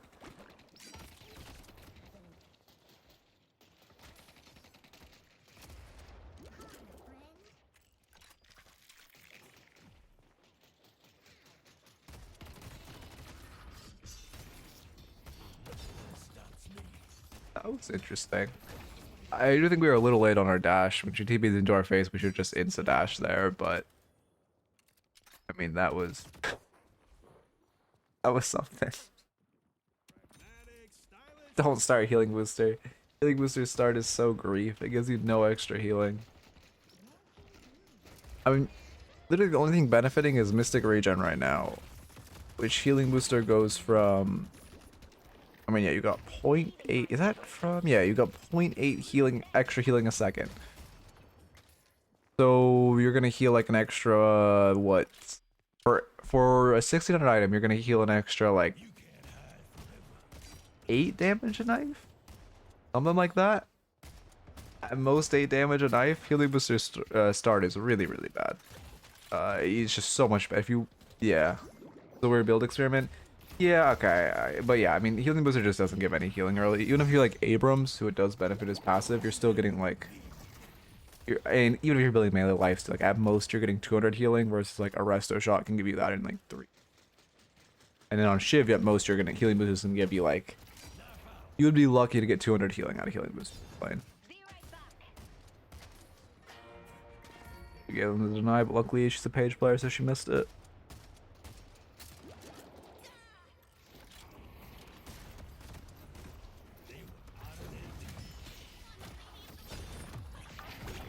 I know. Okay, we're lucky we get cubes.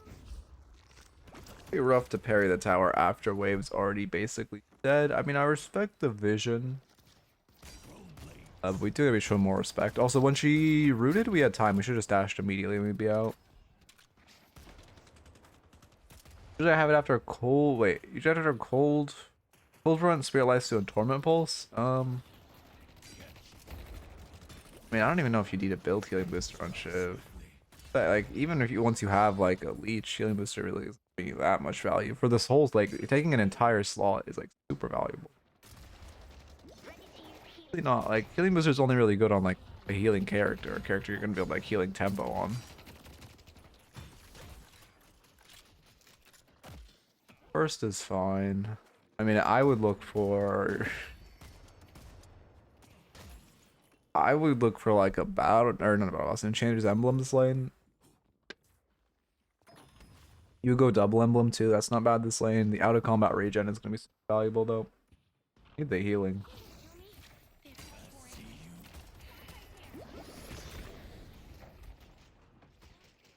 Expansion already? No?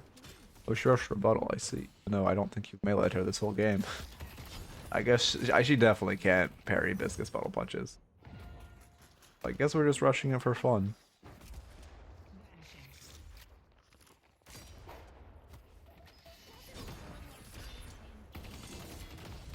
Dropped off head too early. I mean, I like the vision. but she wasn't. I mean, she's still like 50 to 100 HP away from the threshold, so it's not great that we're looking for a head chop off there. Tried experimenting with it. Wait, tried experimenting with it because I used to have headshot booster on my old build pre-shop rework. Oh, healing booster. Yeah, I mean, I just wouldn't buy it on Shiv. Also, again, if you want like healing items in lane, just go double vest. Double vest is so OP. I mean, obviously on Shiv, you're more likely to go like a, I don't know, healing item or two first, into some kind of spirit, into... I'm surprised I didn't hit us. Yeah, we're probably gonna get punished for this, no? Yeah, I mean, our Viscous is saving our ass, but we need to still stop going for these tower parries.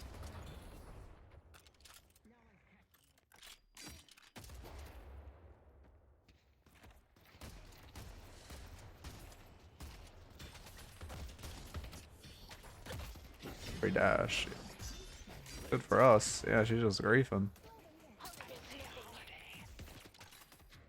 If you want to get sweaty there, well, she probably wasn't in kill box, but if you want to get sweaty there, you put a point in the knife to gain the extra charge, and then you throw it in her back to stack your knives. The third one comes online, and if you hit the third knife in her, she dies. But that's like, you know, very sweaty micro play. But you also are Shiv one trick, so you should probably get pretty good at like hot leveling your knife if you're going a dash build.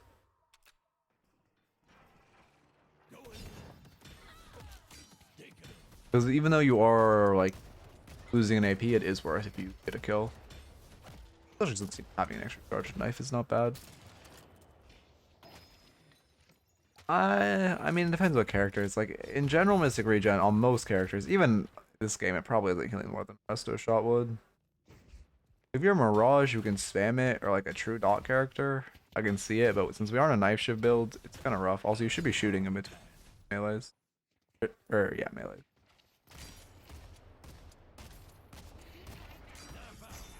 We'll look at how much it healed at the end. I would say that, and then we just don't look, but we'll look.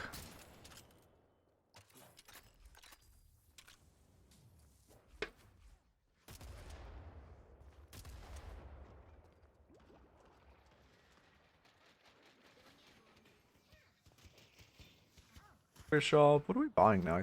3.2 save this long. Also, yeah, wait, why are we looking to buy in Sewer Shop when our shop's up? We're definitely saving for... Actually, I have no idea what we're saving for. You're not saving for a T4. You need to work on the soul awareness. Now we buy Smile. Now we buy Smile. Smile. Early we buy. I mean, it's fine to catch wave, but since Secret Shop is like, I mean, keep in mind, sorry, not Secret Shop, like you have your Guardian Shop, so it's next to wave. You could just buy first. Well, a few things. One, you should already know what you want to buy, so you could just like auto queue buy it as you walk by your shop. And two, you should definitely buy before you go camp, before you farm the camp, because it helps you farm the camp faster. And now you're choosing to go to Bridge Buff without having bots. Yeah, I think Radiant Regen would be fine, but we have saved way too much. I mean, maybe we're saving for Radiant Regen, but we have just saved so much. Pretty rough. Could be a diagonal air dash there, not a forward air dash for, you know, maxing movement. Again, farming, sitting on a ton of money. We're just farming, like, we're losing a lot of efficiency farming when you're sitting on this. Yeah, oh yeah, you're right, I did forget. I'll probably remember that tomorrow. I literally just have to restart the game, by the way. That's all I have to do.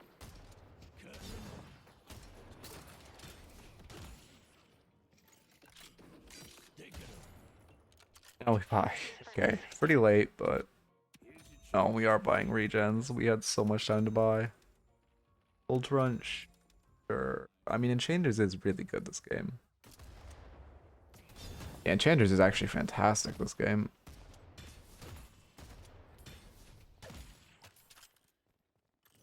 Yeah, literally only gun items in this game are being fucking cultists.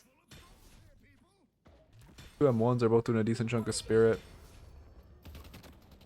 What's good on Mo? Mystic Regen is not good on Mo. That's what you mean. I don't think you're talking about Mystic Regen.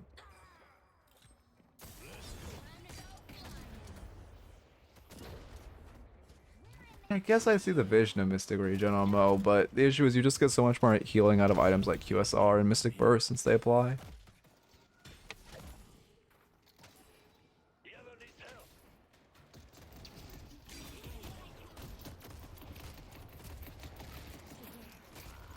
Like, this is the time to roll in the tower and parry. Yeah, we go for it just a little late. But like now we have a whole team to pressure here so they can't punish you for walking up the tower. That's the time to do it.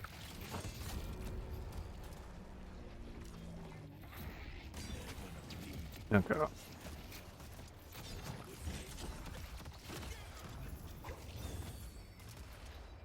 That's all Guardians, first flex, we're in a good spot. I would just push towards the centers. You guys took a lot of space in this map. It looks like your Ivy's going for it. I would push towards the centers because it is just, you know, when you make space around the map like this, you always want to look. Whenever you kill a tower, or whenever you push that lane, you want to look to your right and left and see, hey, is there centers I can steal? I'm just throwing the knives in the ground for radiant speed boost.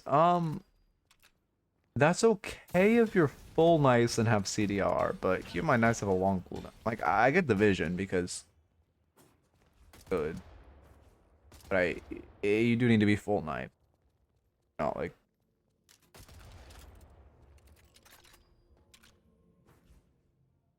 okay, you're just shoving this wave.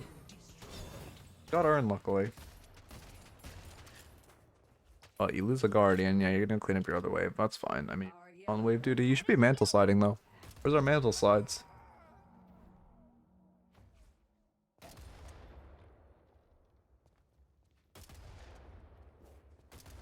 Yeah, your movement would be so much better if you were mantle sliding. I wasn't paying attention to it, but because our movement looks clean, but just missing the mantle slides feels so bad.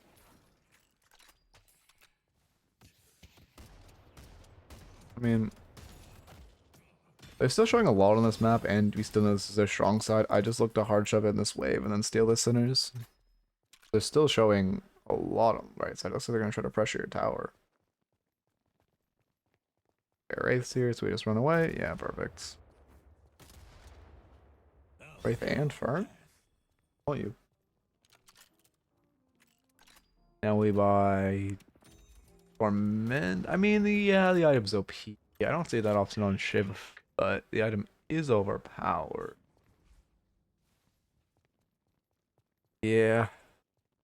Yeah, I mean, when you have a soul awareness issue like this, the issue is you just always want to be thinking about what item you want to buy next and how many soul, like how close you are to it. You always want that to be in your mind.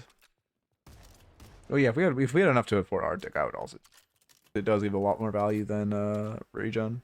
And also, we really need green items. We're really pressed for green vitality investments. I would just buy, again, Enchanter's Emblem is great. Is Reactive Barrier good this game? Not particularly. Spirit Shielding's pretty good this game. Just some kind of greens to get these health investments going because they are crying for anything. You go Veilwalker, 12. Veilwalker's not good. You go Counterspell. Actually, is Counterspell good? Counterspell's very solid this game. Yeah, I'd go Counterspell. Get an early Counterspell. Debuff Remover, also very good this game. You could go to that.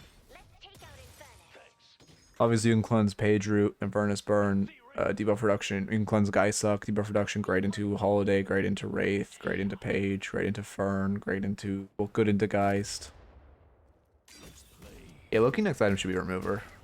Your next item should be green, no matter what it is. It's okay with something else, but it should be green. Well, okay, maybe it could be orange too. It just can't be purple. Your next item just can't be purple.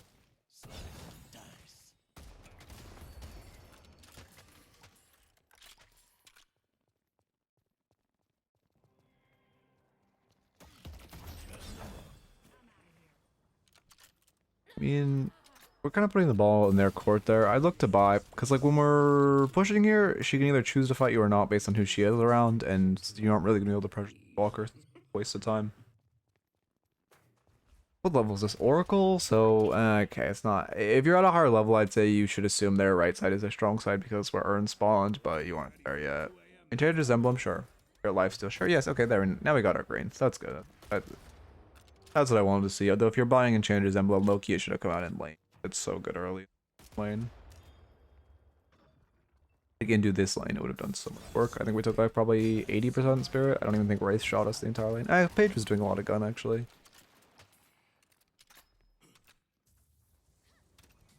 Okay. Discord, right? No, no. I mean, it's like he has anyone in there, so it doesn't matter. Why am I getting added in this one?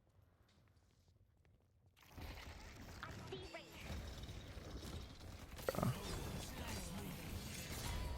Good kill. I mean, you're kind of pressuring to make space. Yeah, actually, this is really good. We should just get Walker. Burn trade Walker for a Guardian, which isn't their flex. If you want to get sweaty, you walk up here, and you use your dash up. You just dash up, you dodge Walker Stomp, and you do the damage. It's better than having to walk out and dash in. Oh, I love greeting this. I greed this camp all the time too. Objectively greedy as fuck, but like, I fuck with it. So heavy. Yeah, he just grabs it. As long as when you're farming this, you know the route out, which is if you get jumped, you come up here. You wall bounce off this and then come up here. As long as you're like, you know the route out is there in case anyone jumps up. I like creating that. You need to make sure, again, you just always want to make sure you have an exit plan. Well, okay, if it does, yeah, I mean, and like, I don't mean this in like a rude way, but that is like a skill issue if it's not incorrectly, or like you aren't able to do it consistently. You jump and then you dash at like a, I want to say 80-degree angle, 75-degree angle. If you watch, just watch like the DLNS VOD from yesterday that I watched, and just, I can't remember what game they played Shiv. Well, actually, I think it was literally every game Shiv was played. But look at any of those. Look at when Shiv is teaching a Walker. They all do it like pretty consistently. No mercy comes for you today.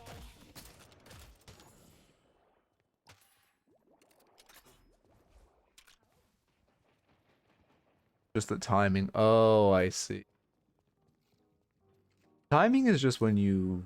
Actually, I don't know the timing, so I don't play enough Shiv. But yeah, the timing, just go in a custom, practice it for like... Or not a custom, the Explore the Map tool, practice it for like 10 minutes, and you'll probably have it down. I think the one thing to note about how they do it is, again, they don't jump. They jump at like a... Like this angle. It's more like a 60-degree... 70-degree angle. Rather than like a... Yeah. Other than like just straight up.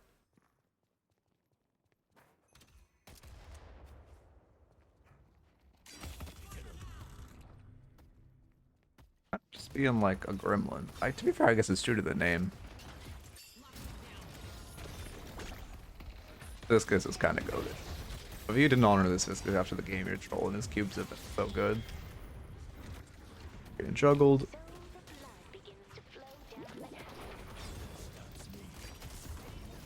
A lot of damage. I mean, you have great waves. Wait, no, you have terrible waves. Never mind. I thought we were the opposite team. This is a bad fight because all of our waves are crashing.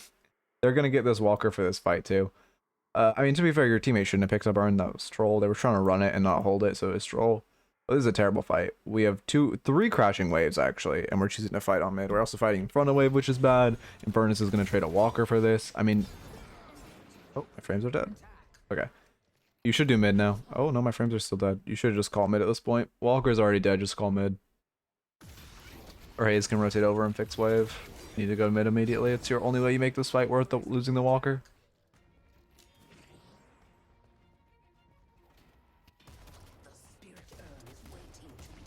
I mean, okay, but that's like you're still taking a negative fight. Sure, you win it and you're gonna get yourself off winning it, but you're still actually taking the negative fight and taking a fight at a bad time.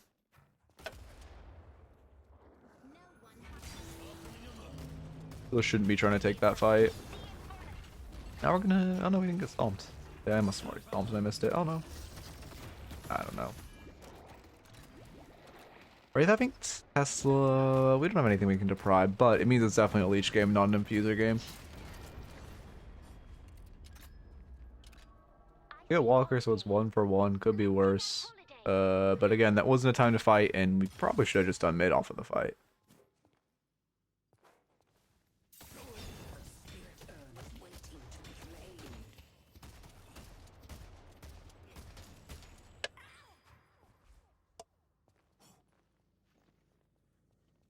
Good mental sliding.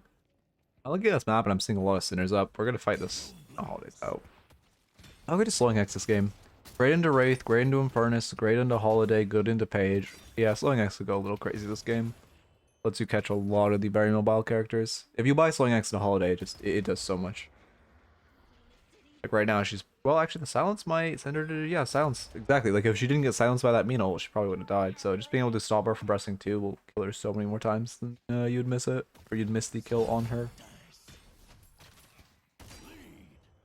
Why does your team keep picking up Urn and cementing it on their side? Say it. Victor protecting. Oh, we got it meleeed off or something? Like, I don't know. Spirit urn is waiting to be claimed. I do hope they make it so slowing hex affects doorman doors. I don't know. I mean, like I know it should. Objectively, it should. And also, you should be able to counter doorman's slipperiness. So I think slowing hex would be the perfect answer. We're just kind of running at him for fun. Another example or another reason for us to buy remover this game. Area removable knockdown. Thank you. Follow.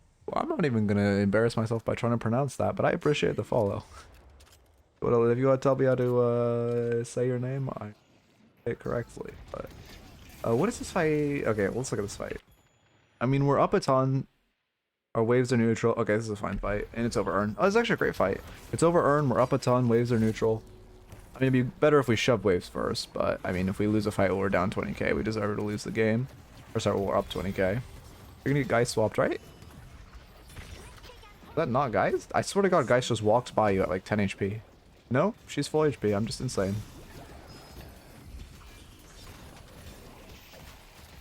You're gonna get swapped now, yeah, so you should be respecting the swap there. We did pop bloodletting after the swap, which is great. That is what you want to be doing, and when you want to pop the bloodletting. Now go mid boss, please go mid boss. Mid boss is crying to be slain. Oh, we're choosing to kill a walker over mid boss. We're trading walkers over killing mid boss. That's so bad. Oh, this is called, I swear I started the gooey voice say let's go mid. Yes. Okay, you're calling with him, I respect it. He's resetting, but you're going mid, which is good. Okay, you're not going mid. You need to go mid. You're calling mid, but you're not going to mid. Now we go mid, right? Been watching the VODs forever. About to get one of these raffles soon. Great content. I appreciate it. Yeah, I forgot to upload yesterday's VOD. I still need to do that, but I'm trying to keep the VODs channel on the grind. We are very close in watch hours to being monetized on VOD's channel, but we are so far in subs. So I gotta like start a shill in the VOD's channel and subs. We're probably like a week away from watch hours and like 200 of 1,000 subs, so it's a little rough.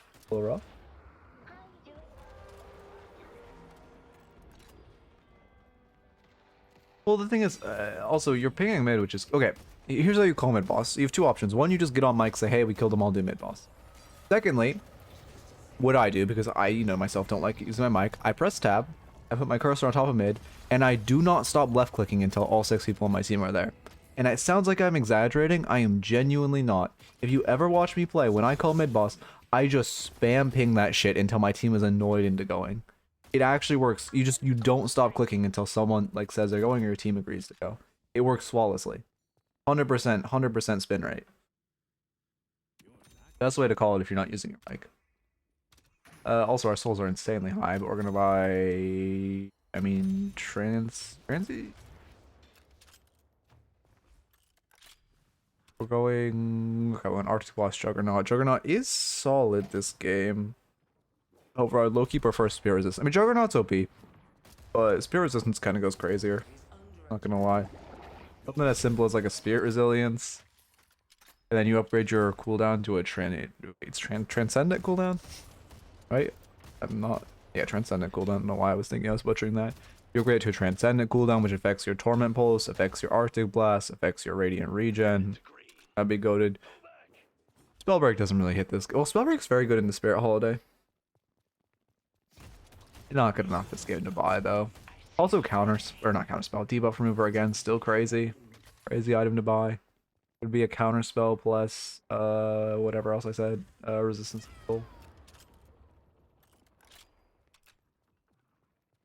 Team doesn't need you because you have 3 rejuves. You're just taking their base. I'll fuck with this. You should just dash in and then parry. Dash in, you hit wave, parry, perfect. You should dash in between them so your dash and parry hit both of them, but I like the vision. Again, debuff. I'm like, imagine if we had debuff removal right here. We're 1600 when it's ticking. We could have debuff removed all of this. Yeah. Debuff remover would have just saved us a grand total of like 1000 HP if we just popped it after the ult there.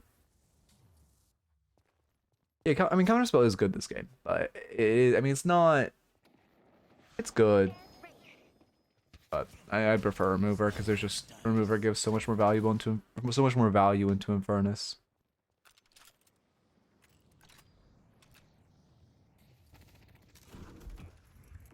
Call your team over or go mid with your team. I mean, this Infernus is overextending and should die for it, but... Yeah, no, I just want to punish. You should move them. Killing Hex would secure the kill. What happened? You guys have 3 rejuves in one. Oh, wow. Half of your team is 1 HP. Okay, I see our reset. Alright. So, Infernus and then reset. I mean, this isn't really a good fight because our whole team's choosing to reset. But we get our kills. It's a really scary fight. We win the fight, but you have 2 teammates resetting. Your Mina's on half HP. She's not even with you. Your Hate, like Hate's the one's resetting. That was a very scary fight. If they just flooded you with 6 there, been really rough.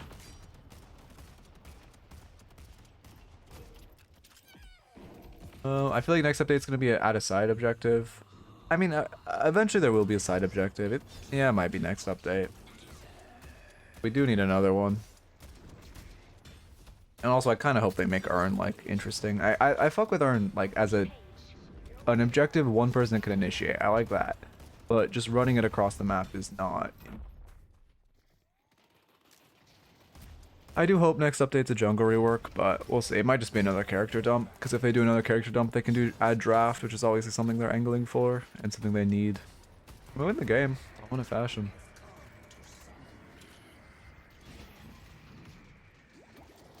Yeah.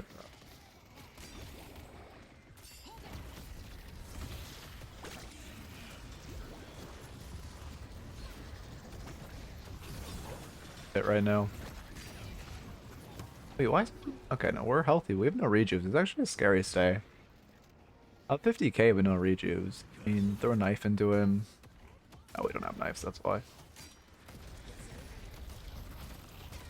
Okay. It'd be fun if they added normal comp. It'd be fun if they added normal comp draft to the base game. Yeah, I mean, they will add draft. Like, competitive draft will be added. The reason it is in the game right now is because we don't have enough characters. But it 1000% is coming to the game in the way it's in DLNS. The only thing is they might... Normally in most MOBAs, everyone has a ban, but also since hero pool is kind of low, we might, like, vote on a ban. But we'll see. The draft is coming. Draft is coming for sure. Okay, anyway, bars and notes. Honestly, your biggest note is soul awareness. We obviously played this game really well, so it wasn't like a crazy amount of stuff. The biggest note by far is soul awareness. We let our souls get so high so many times. I mean, wave 1 we're at 1600, or sorry, our first buy we're at 1600 buying 2 tier 1s. We hit like 5k before we bought our first tier 3. We hit like 6k again buying another like tier 3. And 9k at one point in that game. So first off, soul awareness. Second off, going into buy order, you need to be buying I mean, again, I would just remove the only objective thing. I mean, Juggernaut isn't that crazy this game because even, I mean, they do have a lot of fire rate and Juggernaut is OP, but also they have a lot more spirit damage. So I would go just something as simple as Spirit Resilience would go crazy, and then also a debuff remover feels great this game. You go Counterspell if you really wanted, but it's a Toxic Bullets Infernus, so debuff remover is like insanely good this game. Yeah, and then also obviously a lot of value into the rest of their comp. Also, we talked about Healing Booster being bad. I mean, I wish we could see how much it healed you for, but I doubt it's much of anything on the additional healing. Actually, we do a percent. Well, no, I'm not. Well, low key, let's see. By 9 minutes, we healed 600 off Mystic Regen, so 12% of that. So like 70, 80 off of Healing Booster, which is, you know, pretty rough. Especially because you could just go Resto Shot and again get that in 3 shots.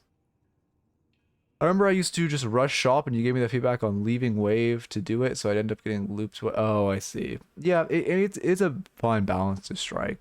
I mean, I'm glad you're not rushing shop or like shopping to ignore waves anymore, but you still want to set, you want to shove waves you can shop, and you want to set yourself up to shop. And just put yourself in a position where shopping is good, and you want to be thinking like, okay, My gold's getting high. Let's hard shove this lane. Go by. Next up, the pairing under tower. We did that way too much early, and viscous cubes were like goated, but we should have died like 3 different times. We went for a parry under tower. Into like Paige route or into, you know, them just lasering us. Also mantle sliding. You should mantle slide more.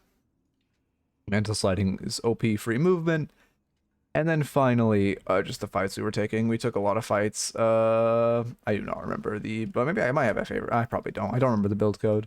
But also, the fights, we took multiple fights where our waves are negative. You don't want to fight in front of a wave. You don't want to fight with bad waves. The fighting just needs to be very much worked on. I like the movement though. But we need to work on the fights we're taking and not take fights for fun. Or fights where we're just in a negative position. Okay, anyway, watching YouTube, I hope you enjoyed and keep it real. Oh, and also it could be a YouTube video. I should start like titling or like giving these ratings. Okay. Yeah, I can look at it for a second. I mean, we've already pretty like refined this. I'm sure there won't be that much. I've gone on this build for a long time. Oh, I don't think it's that one unlucky. Yeah, this one.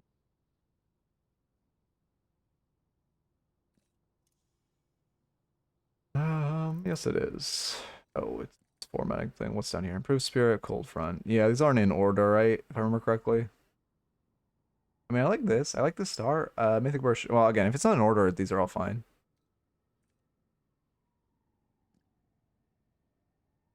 Was that to have Lash low meta nowadays? I mean, I don't know.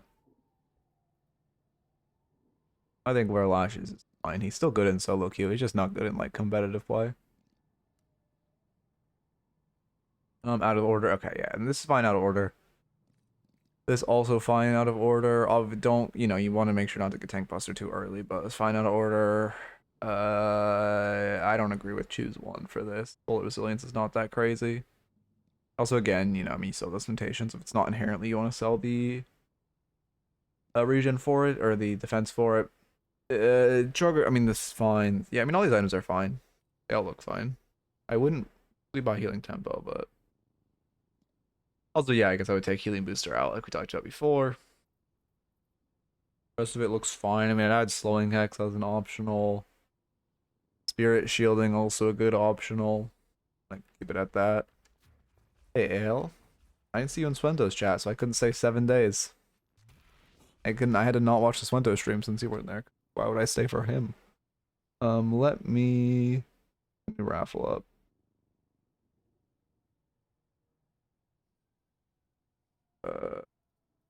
Raffle.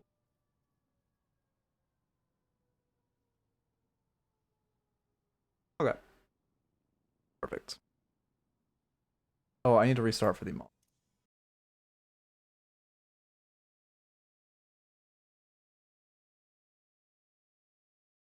Oh, yeah. Join Discord.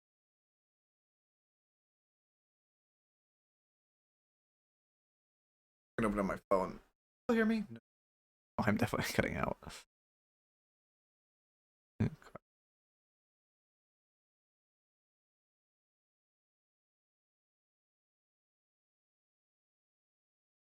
What I sent you? Yeah, I pulled up my phone. I'll watch the video after stream though.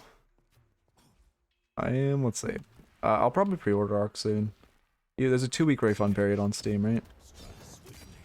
I like reordering it like a day after, so you still get the pre-order bonus, but you still can potentially refund. Ooh, that bounce. I doubt I will, but I still like to force a habit because pre-ordering is kind of a dog shit system, so thank God for Steam refunds. Okay. I want to get better at that type of wall corner bounce. Where you like go forward, you roll into the wall, and then you corner bounce off of it. I did it on accident there. Like that. I need to get better at those. Those are so OP. I do not. They're so easy to hit too. I just do not do them enough. So good for distance. Shout out to Steam. Yeah, we love Steam.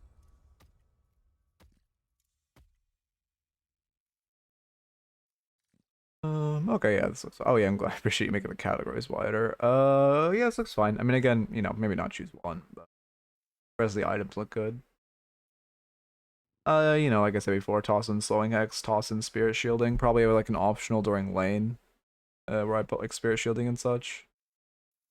And yeah, and that looks pretty solid. No, not both armors, but it's very rare you actually want to buy spirit or bullet resilience. In most cases, it's better, not better, but if you can buy plated, it's generally a better item, just because armor piercing rounds exist. Bullet resilience is good into melee comps, but into like gun comps, it's not the best, and Juggernaut's low-key just your better option. With if you really want, you can get plated armor too.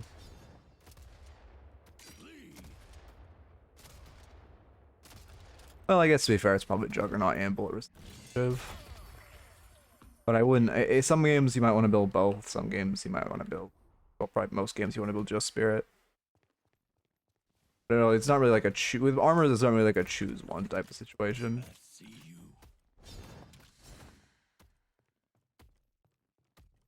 Yeah, exactly.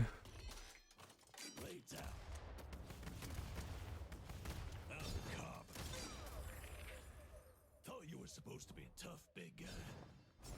I missed that. Dashing washed. You know, let's see if I can dash the walker. I haven't played Shiv. I haven't main Shiv in like, well, it's been 6 months at this point. Let's see. Can I dash the walker first try?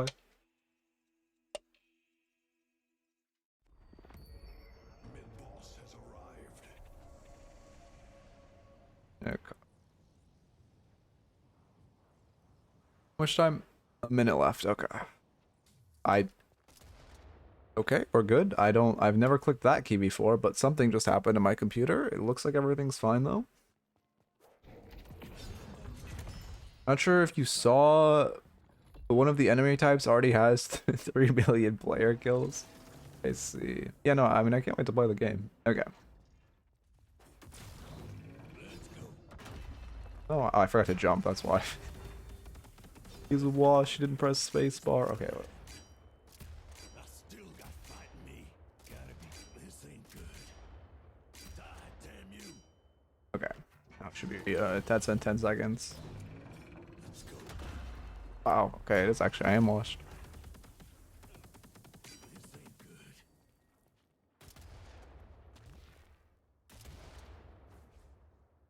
It's been so good, I got all the late luxury items in game.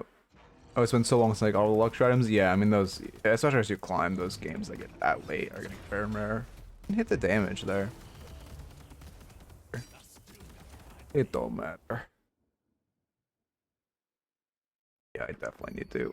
I'm also at 27 people. I definitely need to thin down or get like requirements for raffles this weekend. Fuck, I've been putting that off. Alright. Oh, we'll do that. Yeah, it won't be anything crazy, just like minimum games on a character and such. Probably like 100 minimum games, period. 20, 25 on a character. I don't know what else.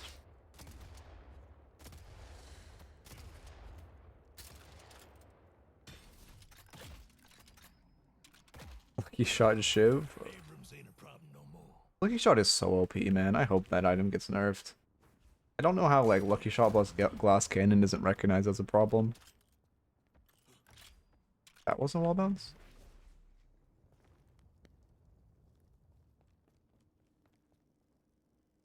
$40 seconds. Okay.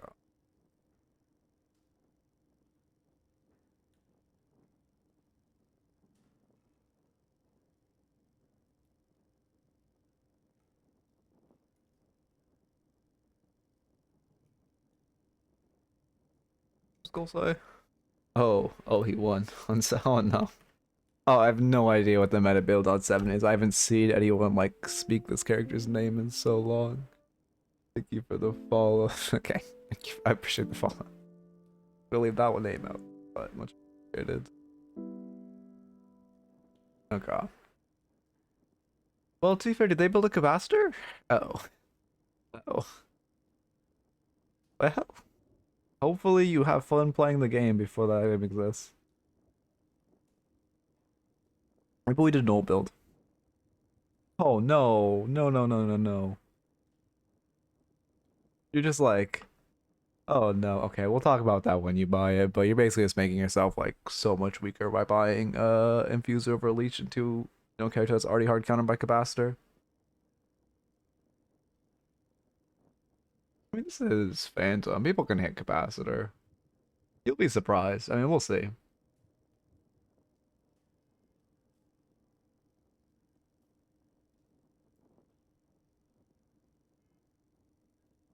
Build, by the way. Okay, it's a 3 build because we surge of power. Okay, it's just build. Okay.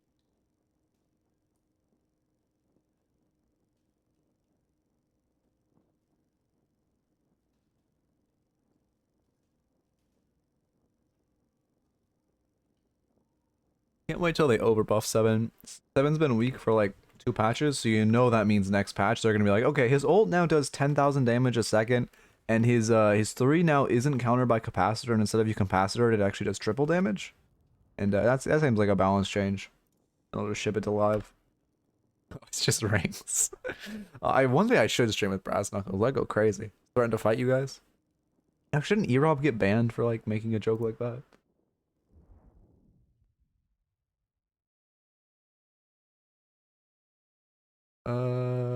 What am I doing? Oh, rank.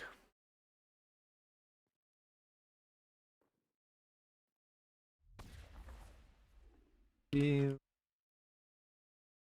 The ult now has escalating exposure built in at T3, yep, something like that. Lightning Strike now does 500 damage, because for some reason it was allowed to do like 300 for like months.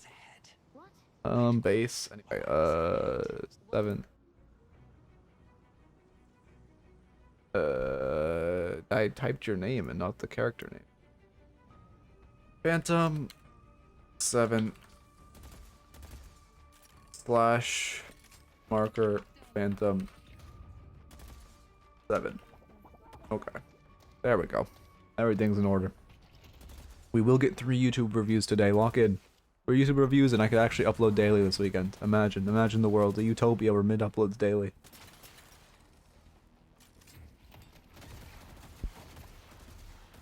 Although Loki with that Kill the VODs channel, whatever, it doesn't walk in. Is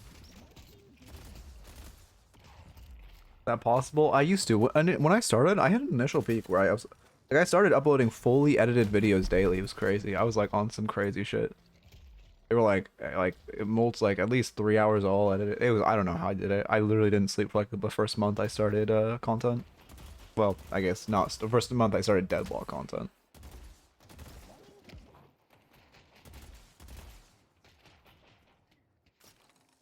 Kind of wasted to have a lot of downtime where we're not shooting wave. And now we pop this, hit wave. Oh wait, actually, yeah, we popped our 3 way too early. It took me a second to actually process that. We popped our 3 and we were hitting wave from like 20 meters away. That's not great. A lot of downtime there. We get our monster rounds.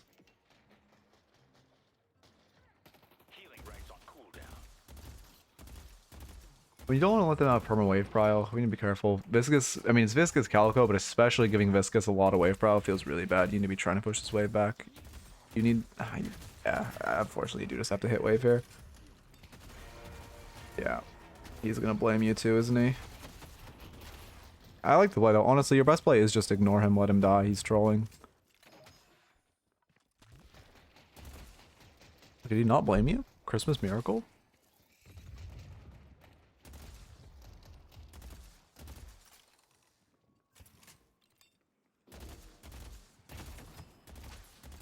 Range? Okay, you did make him miss 1 minion, which I would maybe thin the minions a little more evenly until he pulls up, but we get there. Extra regen, sure.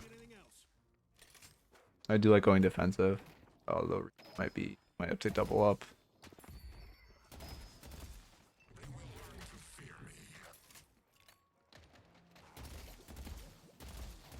Hey Steve, how's it going? Again, yeah, just focus this wave. You can't give them wave prow here.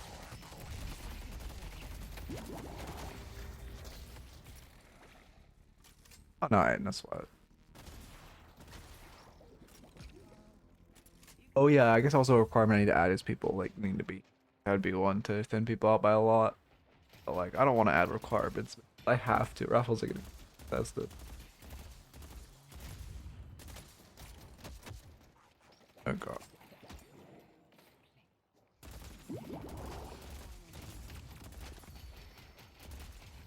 Spirit shielding, I like spirit shielding. I like spirit shielding a lot. And again, at this point, you got your monster rounds, so you really just want to hit the wave. You can't give them wave prio. Using to hit the wave from far away. Don't give them wave prio and like let your regen tick. Do good sevens climb up to the camp? Wait. Do good sevens climb up to the camp and chip under tower, or is that a newbie thing? It's very contextual. I typed that before I went up there. Okay. It's very contextual. If you're like, okay, in this case, well, okay. Ideally, you want to hit wave on the ground, and then say they were to shove 4 minions into us, and we were 300 HP into a Calico, where we know she could one-shot us. Then you'd want to go into the camp and hit wave from above. Because if you were going above to hit the wave, you're basically sacrificing damage on your tower for a slower, like for a safer clearance time. So you only want to do that if you can like be killed under your tower. Which, you know, 200 HP 7 when oh god, you're about to be. Yeah. Yeah.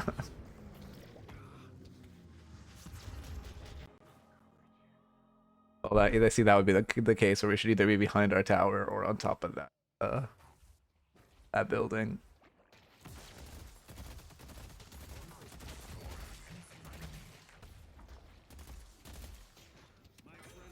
Bro, any of you guys, sorry, I'm gonna get on a tangent. I need a tangent. Any of you guys hear about the game Dispatch? Any of you guys know anything about the game Dispatch? Yeah, Calico's pretty damn good right now. Yeah, I just run it here, Billy. Melee. Nice. Mostly good kills. No, it's not hyper realistic. Yeah, exactly. No, exactly. That's what I want. I wanted to complain about an episodic release. That's exactly what I wanted. Because I was like super hyped for that game and I saw it was going to come out. I was like, oh, that's perfect. That'll tide me over until Arc Raider comes out. And then they're doing a fucking episodic release in 2025. I'm not buying the game now. Out of pure spite, I'm not buying the game. I don't even care when all episodes are out. I refuse to buy it. Actually, the most dog shit system known to man. A fucking episodic release, bro? No one likes it. There's not a single person alive who likes an episodic release. Doesn't keep fucking, oh god. All I heard, the tutorial was literally just like most of episode 2. It's not even like, it's like $30 for like 45 minutes of gameplay if you've already played the demo. Insane. Anyway, I don't like okay, suppressor great in general, great item. However, in this, buying it this, you only rush suppress this early if you're into characters that are like very gun dependent or really rely on their fire rate. Viscous doesn't rely that much on his fire rate. Calico definitely doesn't rely on her fire rate, considering her gun is kind of like a pea shooter. Oh no, okay, we went, actually, you changed it up for Enchanter's Emblem. Perfect. I'm glad you also thought of that and went for Enchanter's Emblem. That is great. That out of combat regen will also feel great. Please stop going to the shop. This is like such an illusion of safety. We are so lucky we didn't die there, but you need to stop going on to the shop. It is not a spot you want to play.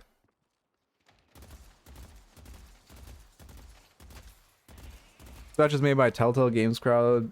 This has been the norm. Well, okay, yeah, but Telltale Games did that shit like ages ago and no one liked it. So like, I don't get why they're bringing it back. Yeah, I don't know. It's also, the gameplay doesn't even seem that good. Like, I thought it'd be more gameplay driven, but it's more story driven, which is kind of rough. Like, the management sim in that style would be good, but it kind of looks like the gameplay is just like secondary to the story. Feels bad. Oh, you should not really be walking up here. Calico's low, but Viscous is full, and they are very ahead. Great parry. Yeah. Yeah, no, it is. I love when the enemy misses their melee on you and you get punished. You're expecting too much over a Telltale game. Yeah, to be fair, I've never played a Telltale game before. Actually, that's not true. I probably have, but I can't think of which one I have played.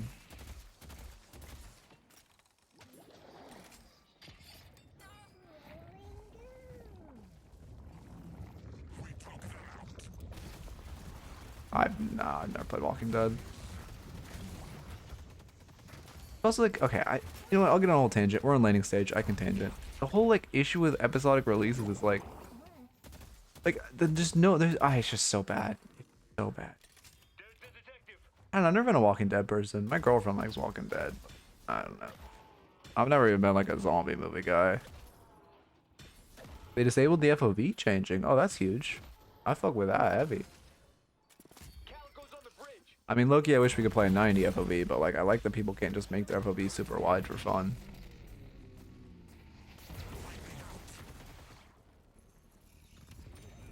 Mine just got reset with the mods. I hope it's disabled. Never had a good gameplay loop, but had a good story. Okay, I see. But like, I don't know. That I'm not like if I'm playing a game, I'm playing it for a game. You feel me?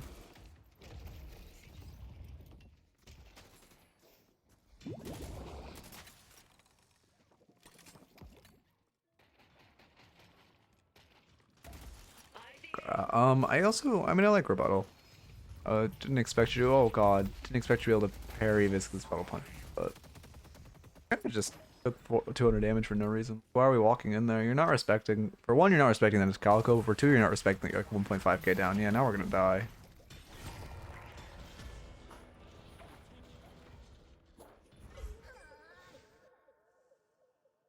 Let your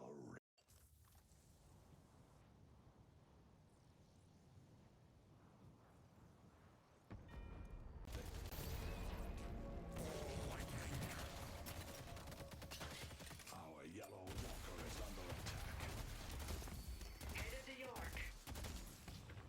Oh, you're walking in for Sinners? Wasn't Sinners already gone by that point, or am I crazy? Oh, okay, she was activist. Okay, I understand. I mean, if you're pushing her back, sure, but you kind of need to, you both need to actually push her back. The issue right now is just the discoordination with you and your Billy. Like, if Billy pushes up with you and she burns our cooldowns, you have 7 seconds where she's a mortal character.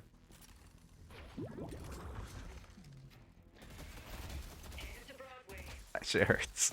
Watching you get punished twice because the Viscous missed his puddle punch twice actually hurts.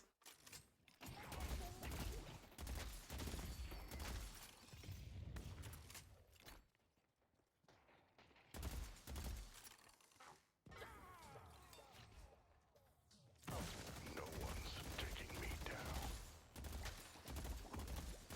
What do you mean, Lootless? Oh, you mean like after you fumble your parry? Yeah, you only want to, after you fumble your parry, you only want to melee back after they initiate their melee. Because if you're trying to trade melees, you have to make sure they initiate their melee so they can't still just parry you after. Calico's missing. I see Calico.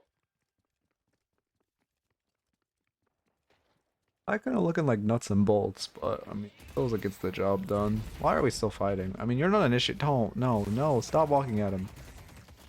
He's up at 3k on you. You're not win a fight. Stop trying. What happens if we died? 0-3. Our Billy has died 5 times. Like, we just don't win a fight. Let's stop trying. What skills, wait, what skill of items plate armor work against? Just any on hits, so stuff like Haze Fixation, Infernus Burn, I believe it stops Tesla. Anything that like, just anything that procs on you shooting the enemy.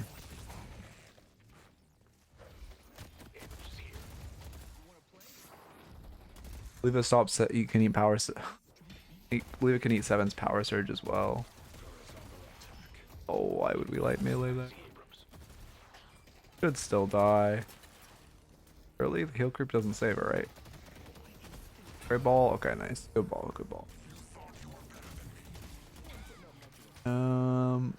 Well, yeah, Ray 3 is like a self. Oh, I guess it is Spirit on hit. Yeah, you're right. But it doesn't. Does Vin? I guess Vin's Spirit on hit probably also applies, right? Because it's more like stacking things. I need to test that after.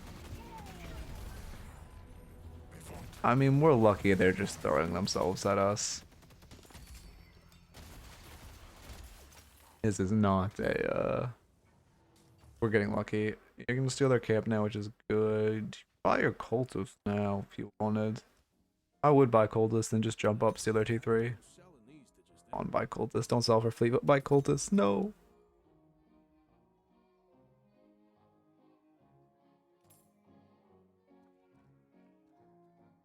We're trying to sell research of power. I mean, yeah, we skipped our time, which is unlucky. Like our money by selling that regen early. Don't walk at them. Don't walk at them. I mean, she's still up.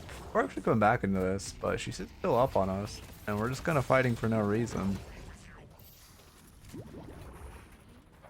Movement's good. Could be routing up here. Good melees, but doesn't matter. Unlucky.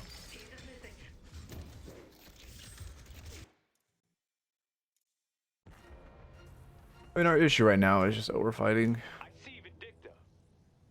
Like by far, we're just running at them for no reason. Our lane has 9 deaths. That's not. I mean, to be fair, their lane has 10 deaths. But like, if you guys just shouldn't be fighting this much. I mean, we do want this side lane now. Your role isn't really to be mid or really your strong side. Especially, oh, your ult's actually coming back online. But you kind of just want to come to this side. You want to shove wave. You want to farm the camp, shove wave, farm the camp, all this. I think she's going to secure centers, but you know, farm the tier 3, shove wave. You just want to side lane right now and try to get as farm as possible. But no, you're not getting coaching because you are just going to play for like a day and then quit. If you actually get back into the game, I'll coach you, but it's not worth coaching you if you're just gonna quit the game and like. Actually, you're probably not even gonna quit the game because you're just playing it once for high and never playing it again. Waste of our ult. Yeah, exactly. One stream, so it's not happening. Rather coach people who will actually use the coaching. I mean, there's just so much trauma map right now. There's our surge of power, sure. We need to be farming more. I mean, Seven's whole thing is just like farming efficiently. Reason he, well, was good is the move speed, spirit scaling. You can get around the jungle quickly, just farm all the camps, eat all the camps. Try to hold a side while you're doing it, like they were doing the tech. Fortunately, we biffed the ball. What are you talking about? No, I'm not. It's not. No, it's not happening. So.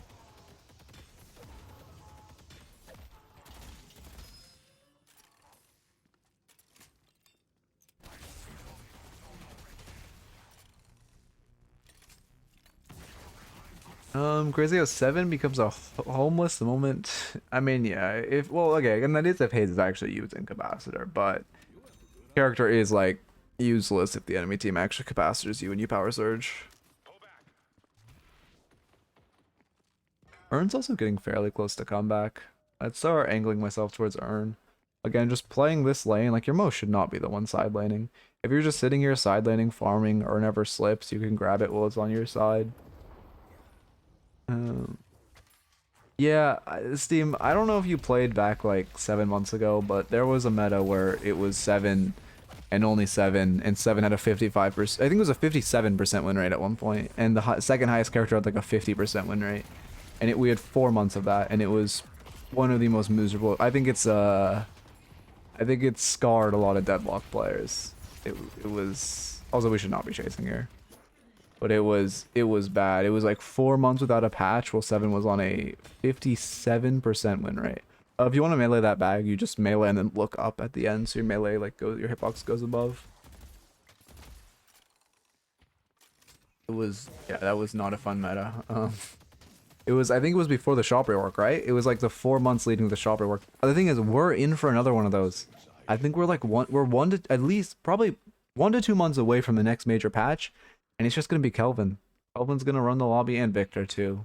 Kelvin and Victor are just going to run lobbies, be OP, be free low. I feel bad.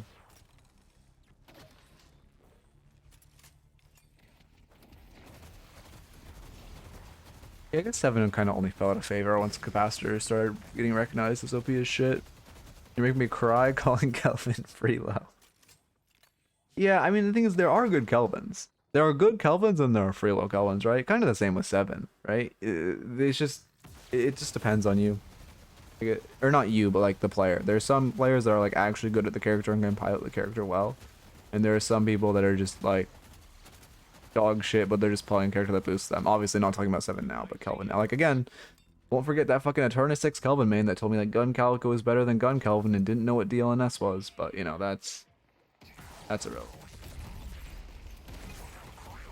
Oh.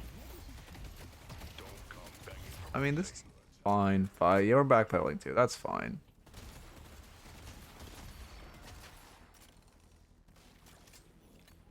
You're getting very close to Urn being on your side again. Like Loki. Okay, if you really want to sweat, one of you goes and dies for fun, and then you grab Urn. Like that's a sweaty way. You just tell, okay, well, one of you did just go die for fun, and now Urn is on your side, so you should grab this. Well, I think you're like a couple souls away. Like Loki, you just tell your Billy to run it down and then you grab Earn. Like that's unironically not a bad calm. Bad play.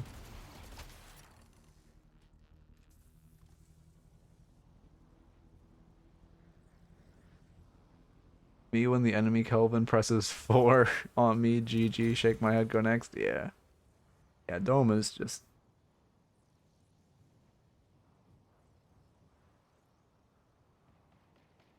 Splitter and pick rate have always been so low, and now it feels low. I have to pry him, I haven't gotten him... wait, I low pry him and haven't gotten anything else in 15 games? Yeah, to be fair, his play rate is low, luckily, because he's a support. And meta chasers don't like to play supports. His good build right now is support. The only reason I don't like playing him is just because the two. I like actually having movement in the game. I mean, he is support, like, fundamentally. He's like an off support. He's not as much of a support as like... Oh yeah, I guess to be fair, Gun Kelvin also isn't bad. However, support Kelvin is the OP build right now. Gun Kelvin's still probably like A tier, but support Kelvin is like in a league of its own. It's so... 98, Kelvin is 98% win rate. The game is 700k souls deep. I line up the perfect lash ult and Kelvin just domes. You're playing a role now though. I'm glad we're just sidelining. This is good. We just sit inside, we farm. We're happy.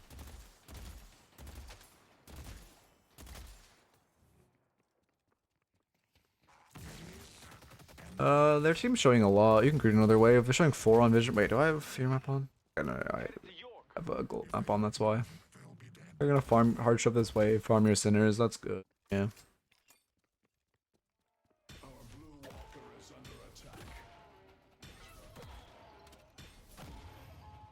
This is how it starts. Unkillable.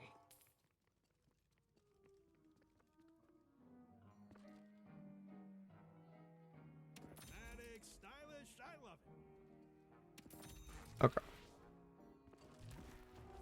Wellness, yeah, makes sense. Great item on 7. Great item in general, especially again with the spirit scaling. We love the increased percentage spirit. Part of my positioning may also be that I don't play a lot of M1s. My other top characters are Viscous and Para. I see. Yeah, it is a very different role from Viscous and Paradox, where you do kind of, especially on 7, you do kind of just want to side and farm and get fed. I mean, you are most farm on your team, which is great. It's also not, and this, I don't mean this in like a rude way, but it's also not because you have been playing particularly well, but it's because your team is just constantly running in and dying for fun. So you're just getting ahead because, I mean, that's a freak. 5 versus.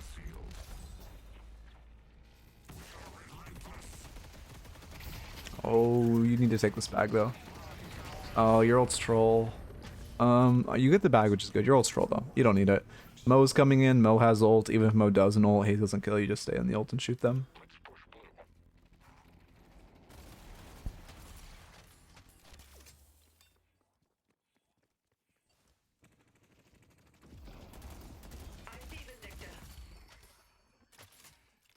Mid, that's fine. I mean, they're showing 5 on map and they have 1 dead, so we can actually just put Deadwalker. Yeah, I like this. Hit this shit. You're gonna die for it, but you'll take it, and that's what matters. We're gonna trade walkers, but we trade for mid-walker, so it's more valuable. If your Mirage presses ult, we don't even trade walkers. Will the Mirage press ult? No. No, he will not. We trade walkers. But, I mean, still good. We trade mid-walker, which is more valuable than any other walker. Oh, that is true. Actually, we did have a fat bag. But we get it. We get it. E-shift? Yeah, sure. Absolutely didn't sell you anything. You can only TP to players. Don't get stunned by that for fun, yeah. No real reason to get stunned there. Luckily we spent our bag. But we should not be getting stunned by that Victor ult. I mean, I need to test something with Victor ult after this. I think it's like a circular hitbox, even though it looks like it. Or sorry, I think it like has the Z height, isn't. I think the Z height on it is funky. I want to test some stuff.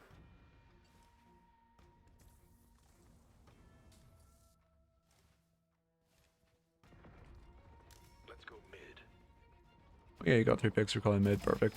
We'll have 2 by the time we kill it. Perfect.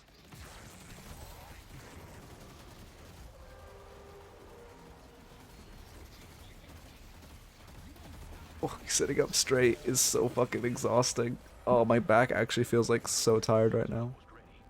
It's so good for me, and like I'm gonna keep doing it, but it is like, oh.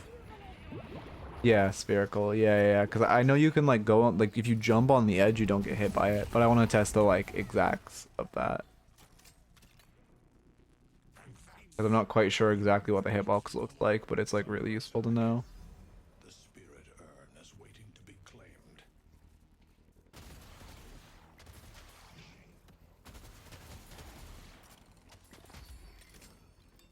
I mean, you guys should run Urn. Got mid boss. You have Reju for your Urn. They won't contest. It's neutral. If they do, we get a free. You get their base for free. I see the sniper. Yeah, man, be careful also spit. Like, okay, you want to use E-Shift for the buffs. The buffs are crazy, but you also, you know, E-Shift, the active of E-Shift is still pretty good. Like, don't forget, like, E-Shifting is still, like, pretty solid.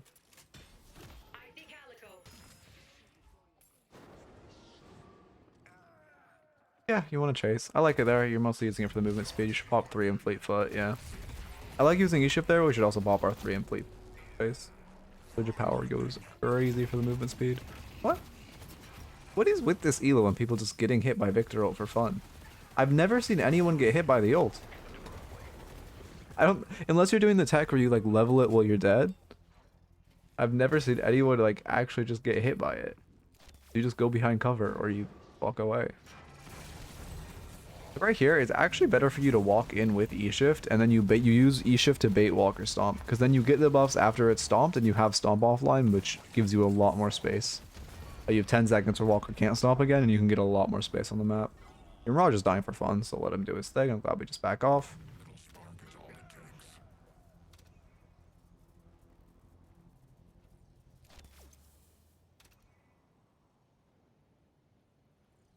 Yeah, I don't know. I don't even like you getting hit was kind of because there was a wall behind you. Like you getting hit made sense. I mean, obviously we could have and should have pathed out of that, but there was like logic behind you getting hit, which was like you pathed back. There was a wall there. Mirage just stood in the ult.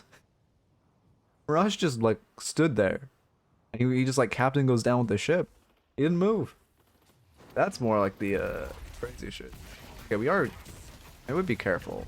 For one, you're going in while you're down 2 players, which is not when we want to go with. But then for 2, you know, like if we're holding E-Shift to dodge like Abrams charge, it feels better. You could dodge Victor one if you want to get sweaty. Yeah, you could tornado to dodge the ult stun. Maybe you're right. Maybe that's what he was trying and he just mistimed it.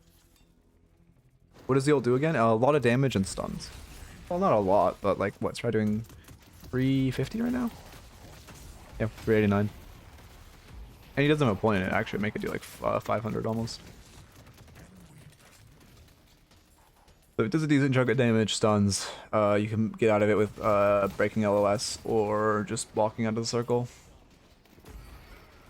Yeah, I'm noticing we're just using E-Shift like an active for buffs, which isn't terrible, but like it is still useful for other things rather than just the anti-buff. Also, we didn't run Urn off of our I do think it's bad. Maybe there's some 7 main who does this. Again, I haven't seen a 7 in lobby in years, but I mean, it seems pretty bad. Calico should be free. We should run Urn off of this. So big. Back off. Yeah, you created space for your Mirage there. After that, you need to back off. The ult's good, but we're gonna get sniped. Yeah. Okay. I like the vision. Once your Mirage tornadoes and Calico's backing out, you should just back out with your Mirage. Secondly, when you ult here, it's a fine ult to create space. The second you get sniped once, you have to try to dash behind this pillar. You were kind of like ulting here, so it's pretty hard. But you have to try to get behind this pillar. It's your only way. Well, yeah, the E-Shift isn't for dodging dangerous. You're popping it for the stats. Which is okay, but you still want to try to, like, especially if you're using it to, like, Matador, things like Abrams charge, it gives it so much more value. That's another reason it's so good. Is, like, just being able to dodge shit or bait out key abilities. And then also giving, you know, great buffs. Matador, it's like the guys with the red flags who like bait bulls. Wait for the E-Shift. Yeah, I'm sure it's well. Again, we probably have like a month or 2 left of this. I should low-key learn E-Shift, especially on holiday. It's just I just don't want to. Great E-Shift there. We should cancel sooner, but I love the E-Shift. Like that was W usage. W usage.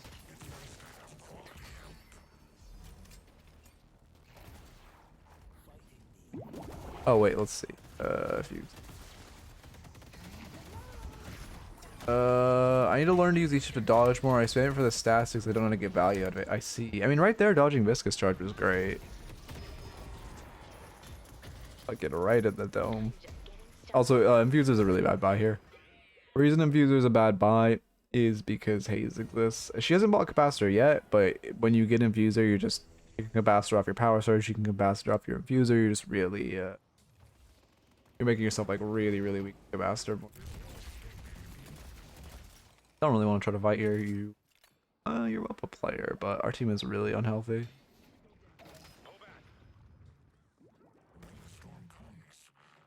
Yeah, you just get up here all day, so. Oh wait, no. Facing back, you don't need.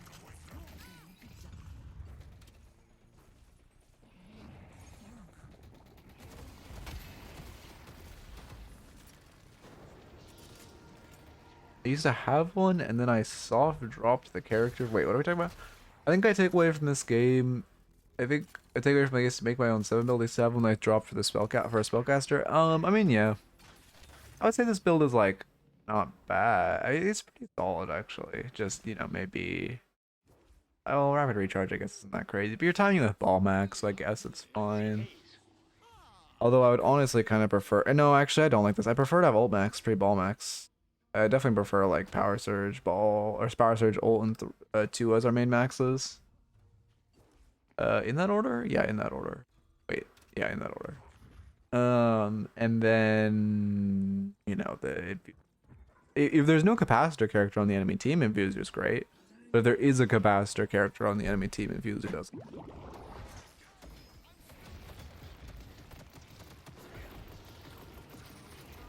Okay.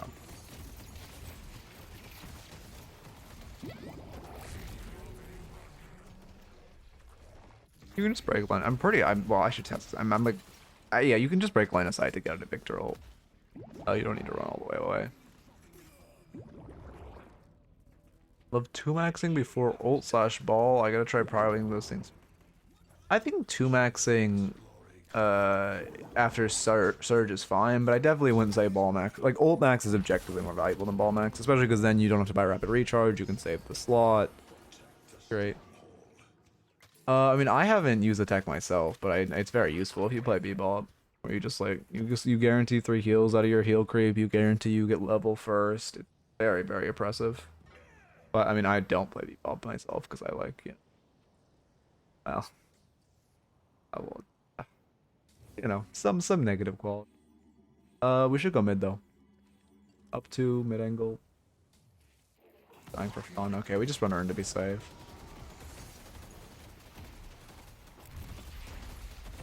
I mean, we pick up this guy, and then we 1000% should go Earn off of this pick.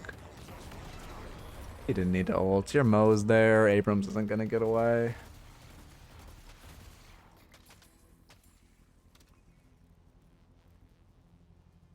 Oh, we gave up on Earn Run. That's rough. Oh, and we're dying for fun. Okay. Alright then. Spirit Burn, sure. Yeah, you're very liberal with your ult usage. You want to be. You don't just want to like use it for fun.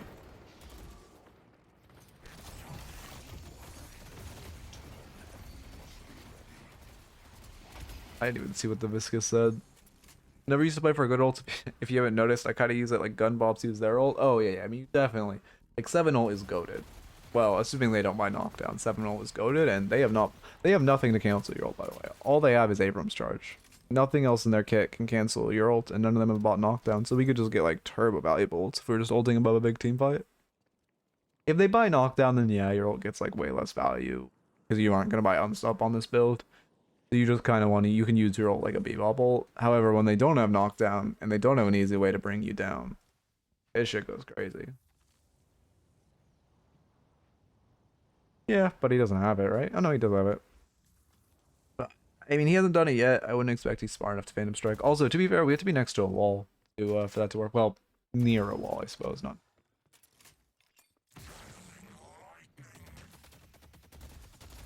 Also, I wouldn't give credit to an Abrams player for knowing how to play.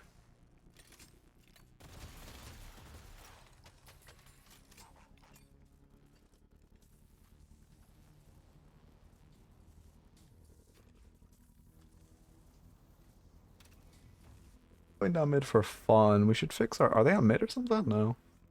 You could get lane pressure, then pressure mid. I mean, I would go lane pressure and then run Earn. It's neutral. You guys actually try quite a bit. But I mean, in theory, a team should run Earn for a fight. We shouldn't just fight for fun. Reese and Krill are off. Headed to yellow. I see the blue guy.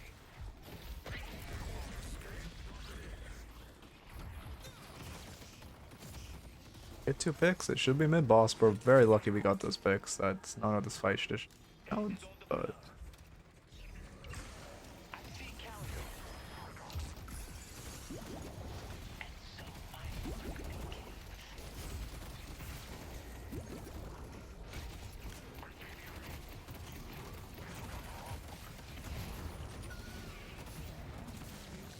And your fight prioritization looks fine. Sorry, I kind of spaced for a second.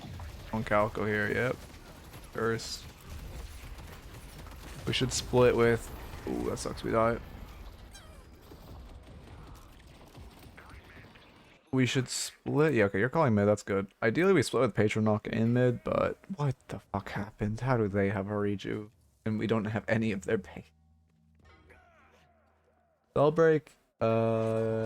Yeah, Spellbreak's good this game. Great into Indicta, great into Calico, good into Viscous. But, oh, not great. It provides value into Vic.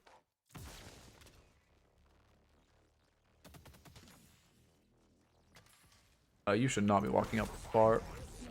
Yeah. I mean, I like just trying to kill the wave with balls, but this isn't much. Yeah. Like right here, if you want, you can throw that early ball, then you back off. You can play height. Once you play height from here, you know, you could come out here, throw another ball. You get back, you go to your fountain, try to throw balls. I mean, that does suck.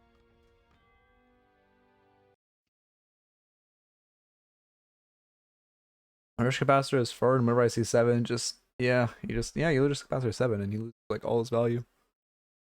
Okay. Anyway. Let's see. Far as the notes, first off, in lane, well, okay, the biggest note is just the overfighting, especially early. We were fighting way too much and kind of just fighting for fun and for no reason. You want to be, you know, again, you want your fights to have purpose. Billy was kind of inting by just perma going in, but even we were taking some pretty bad fights too. Secondly, you need to respect Calico Burst. You need to play like on top of the shop in a lot of those situations. Or sorry, not you need to play on top of, like, you know, when you're 3rd HP, you need to play on top of the like ledge by the camp and not on top of your shop, because we died I think twice from just standing on top of our shop for no reason. And then next up would be, what was our fight prioritization? I think our fight prioritization was actually pretty good. Let me check. Yeah, we actually did. We honestly had pretty good fight prioritization. Maybe just respecting the Calico a little more. Build order, and we talked about the build stuff, you know, probably drop Infuser. Put more points into Cloud earlier. Yeah. Like that. And then, I mean, let me see if there's a good 7 build, actually. I don't know. I mean, I just don't know any good 7 build right now because literally no one plays them. I haven't on 7 build. Oh, yeah, this is back from when he was like meta. Oh, you can tell, you know, a character's bad when there's like fuck all names. Sergi, that looks fine. Yeah, we actually buy Cultist, which is good. Point order, yeah, this looks good. Zorgi's looks fine. Is Mast a high level player? No, no, okay. I actually, no. I feel like he literally, okay, I know. That is not, I know that guy, I've seen him in lobby. He literally, like, he's true to his name, he literally is just playing Green Abrams right now. Anyway. I mean, this looks... Well, this was the build you were using, wasn't it?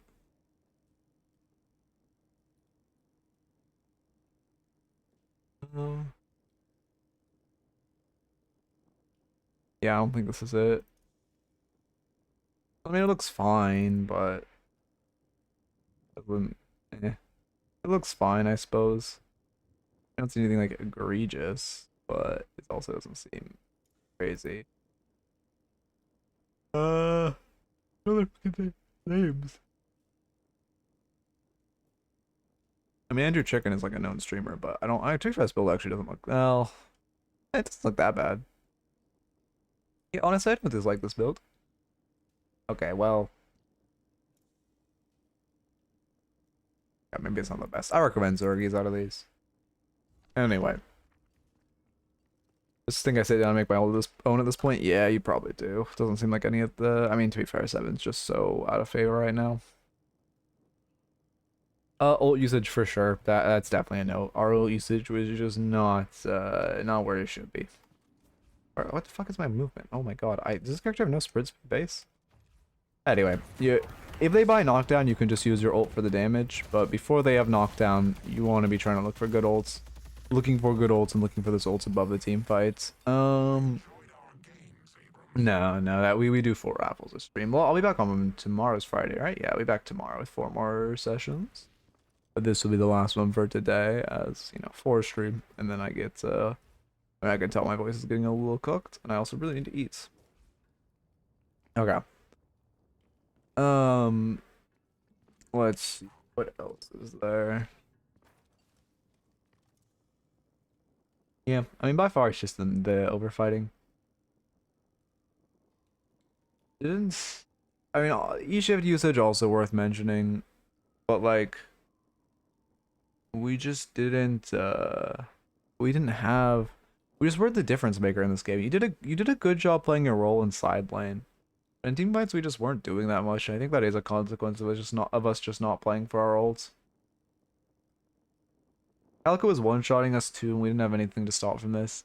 Yeah, actually, we probably win this game if we bought Spellbreaker sooner. Yeah, actually, I'd buy Spellbreaker much sooner. Spellbreaker was a good buy, but we didn't even get it. Like, low-key, it should have come out instead of Infuser, and then you could buy Leech there if you really want. But we need something to defend from this Calico, because she's like, literally, I mean, she's the only problem on their team. Which is, you know, a consequence. Well, I guess it's mostly our ability to fed her in lane and not us, but this character feels so slow. Anyway. Those are the biggest notes. Let me here and see this live. We're a little more low-key today. Let's see. Division's live again. To be fair, I saw we'll raid Bebop. I saw him in the lobby the other day. He deserves a raid. He carried my ass on Gundor Man the other day. I'll raid this guy.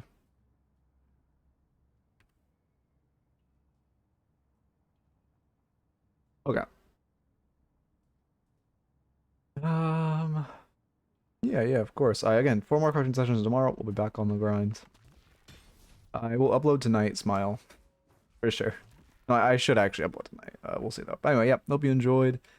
As always, keep it real. Have a good one, everyone.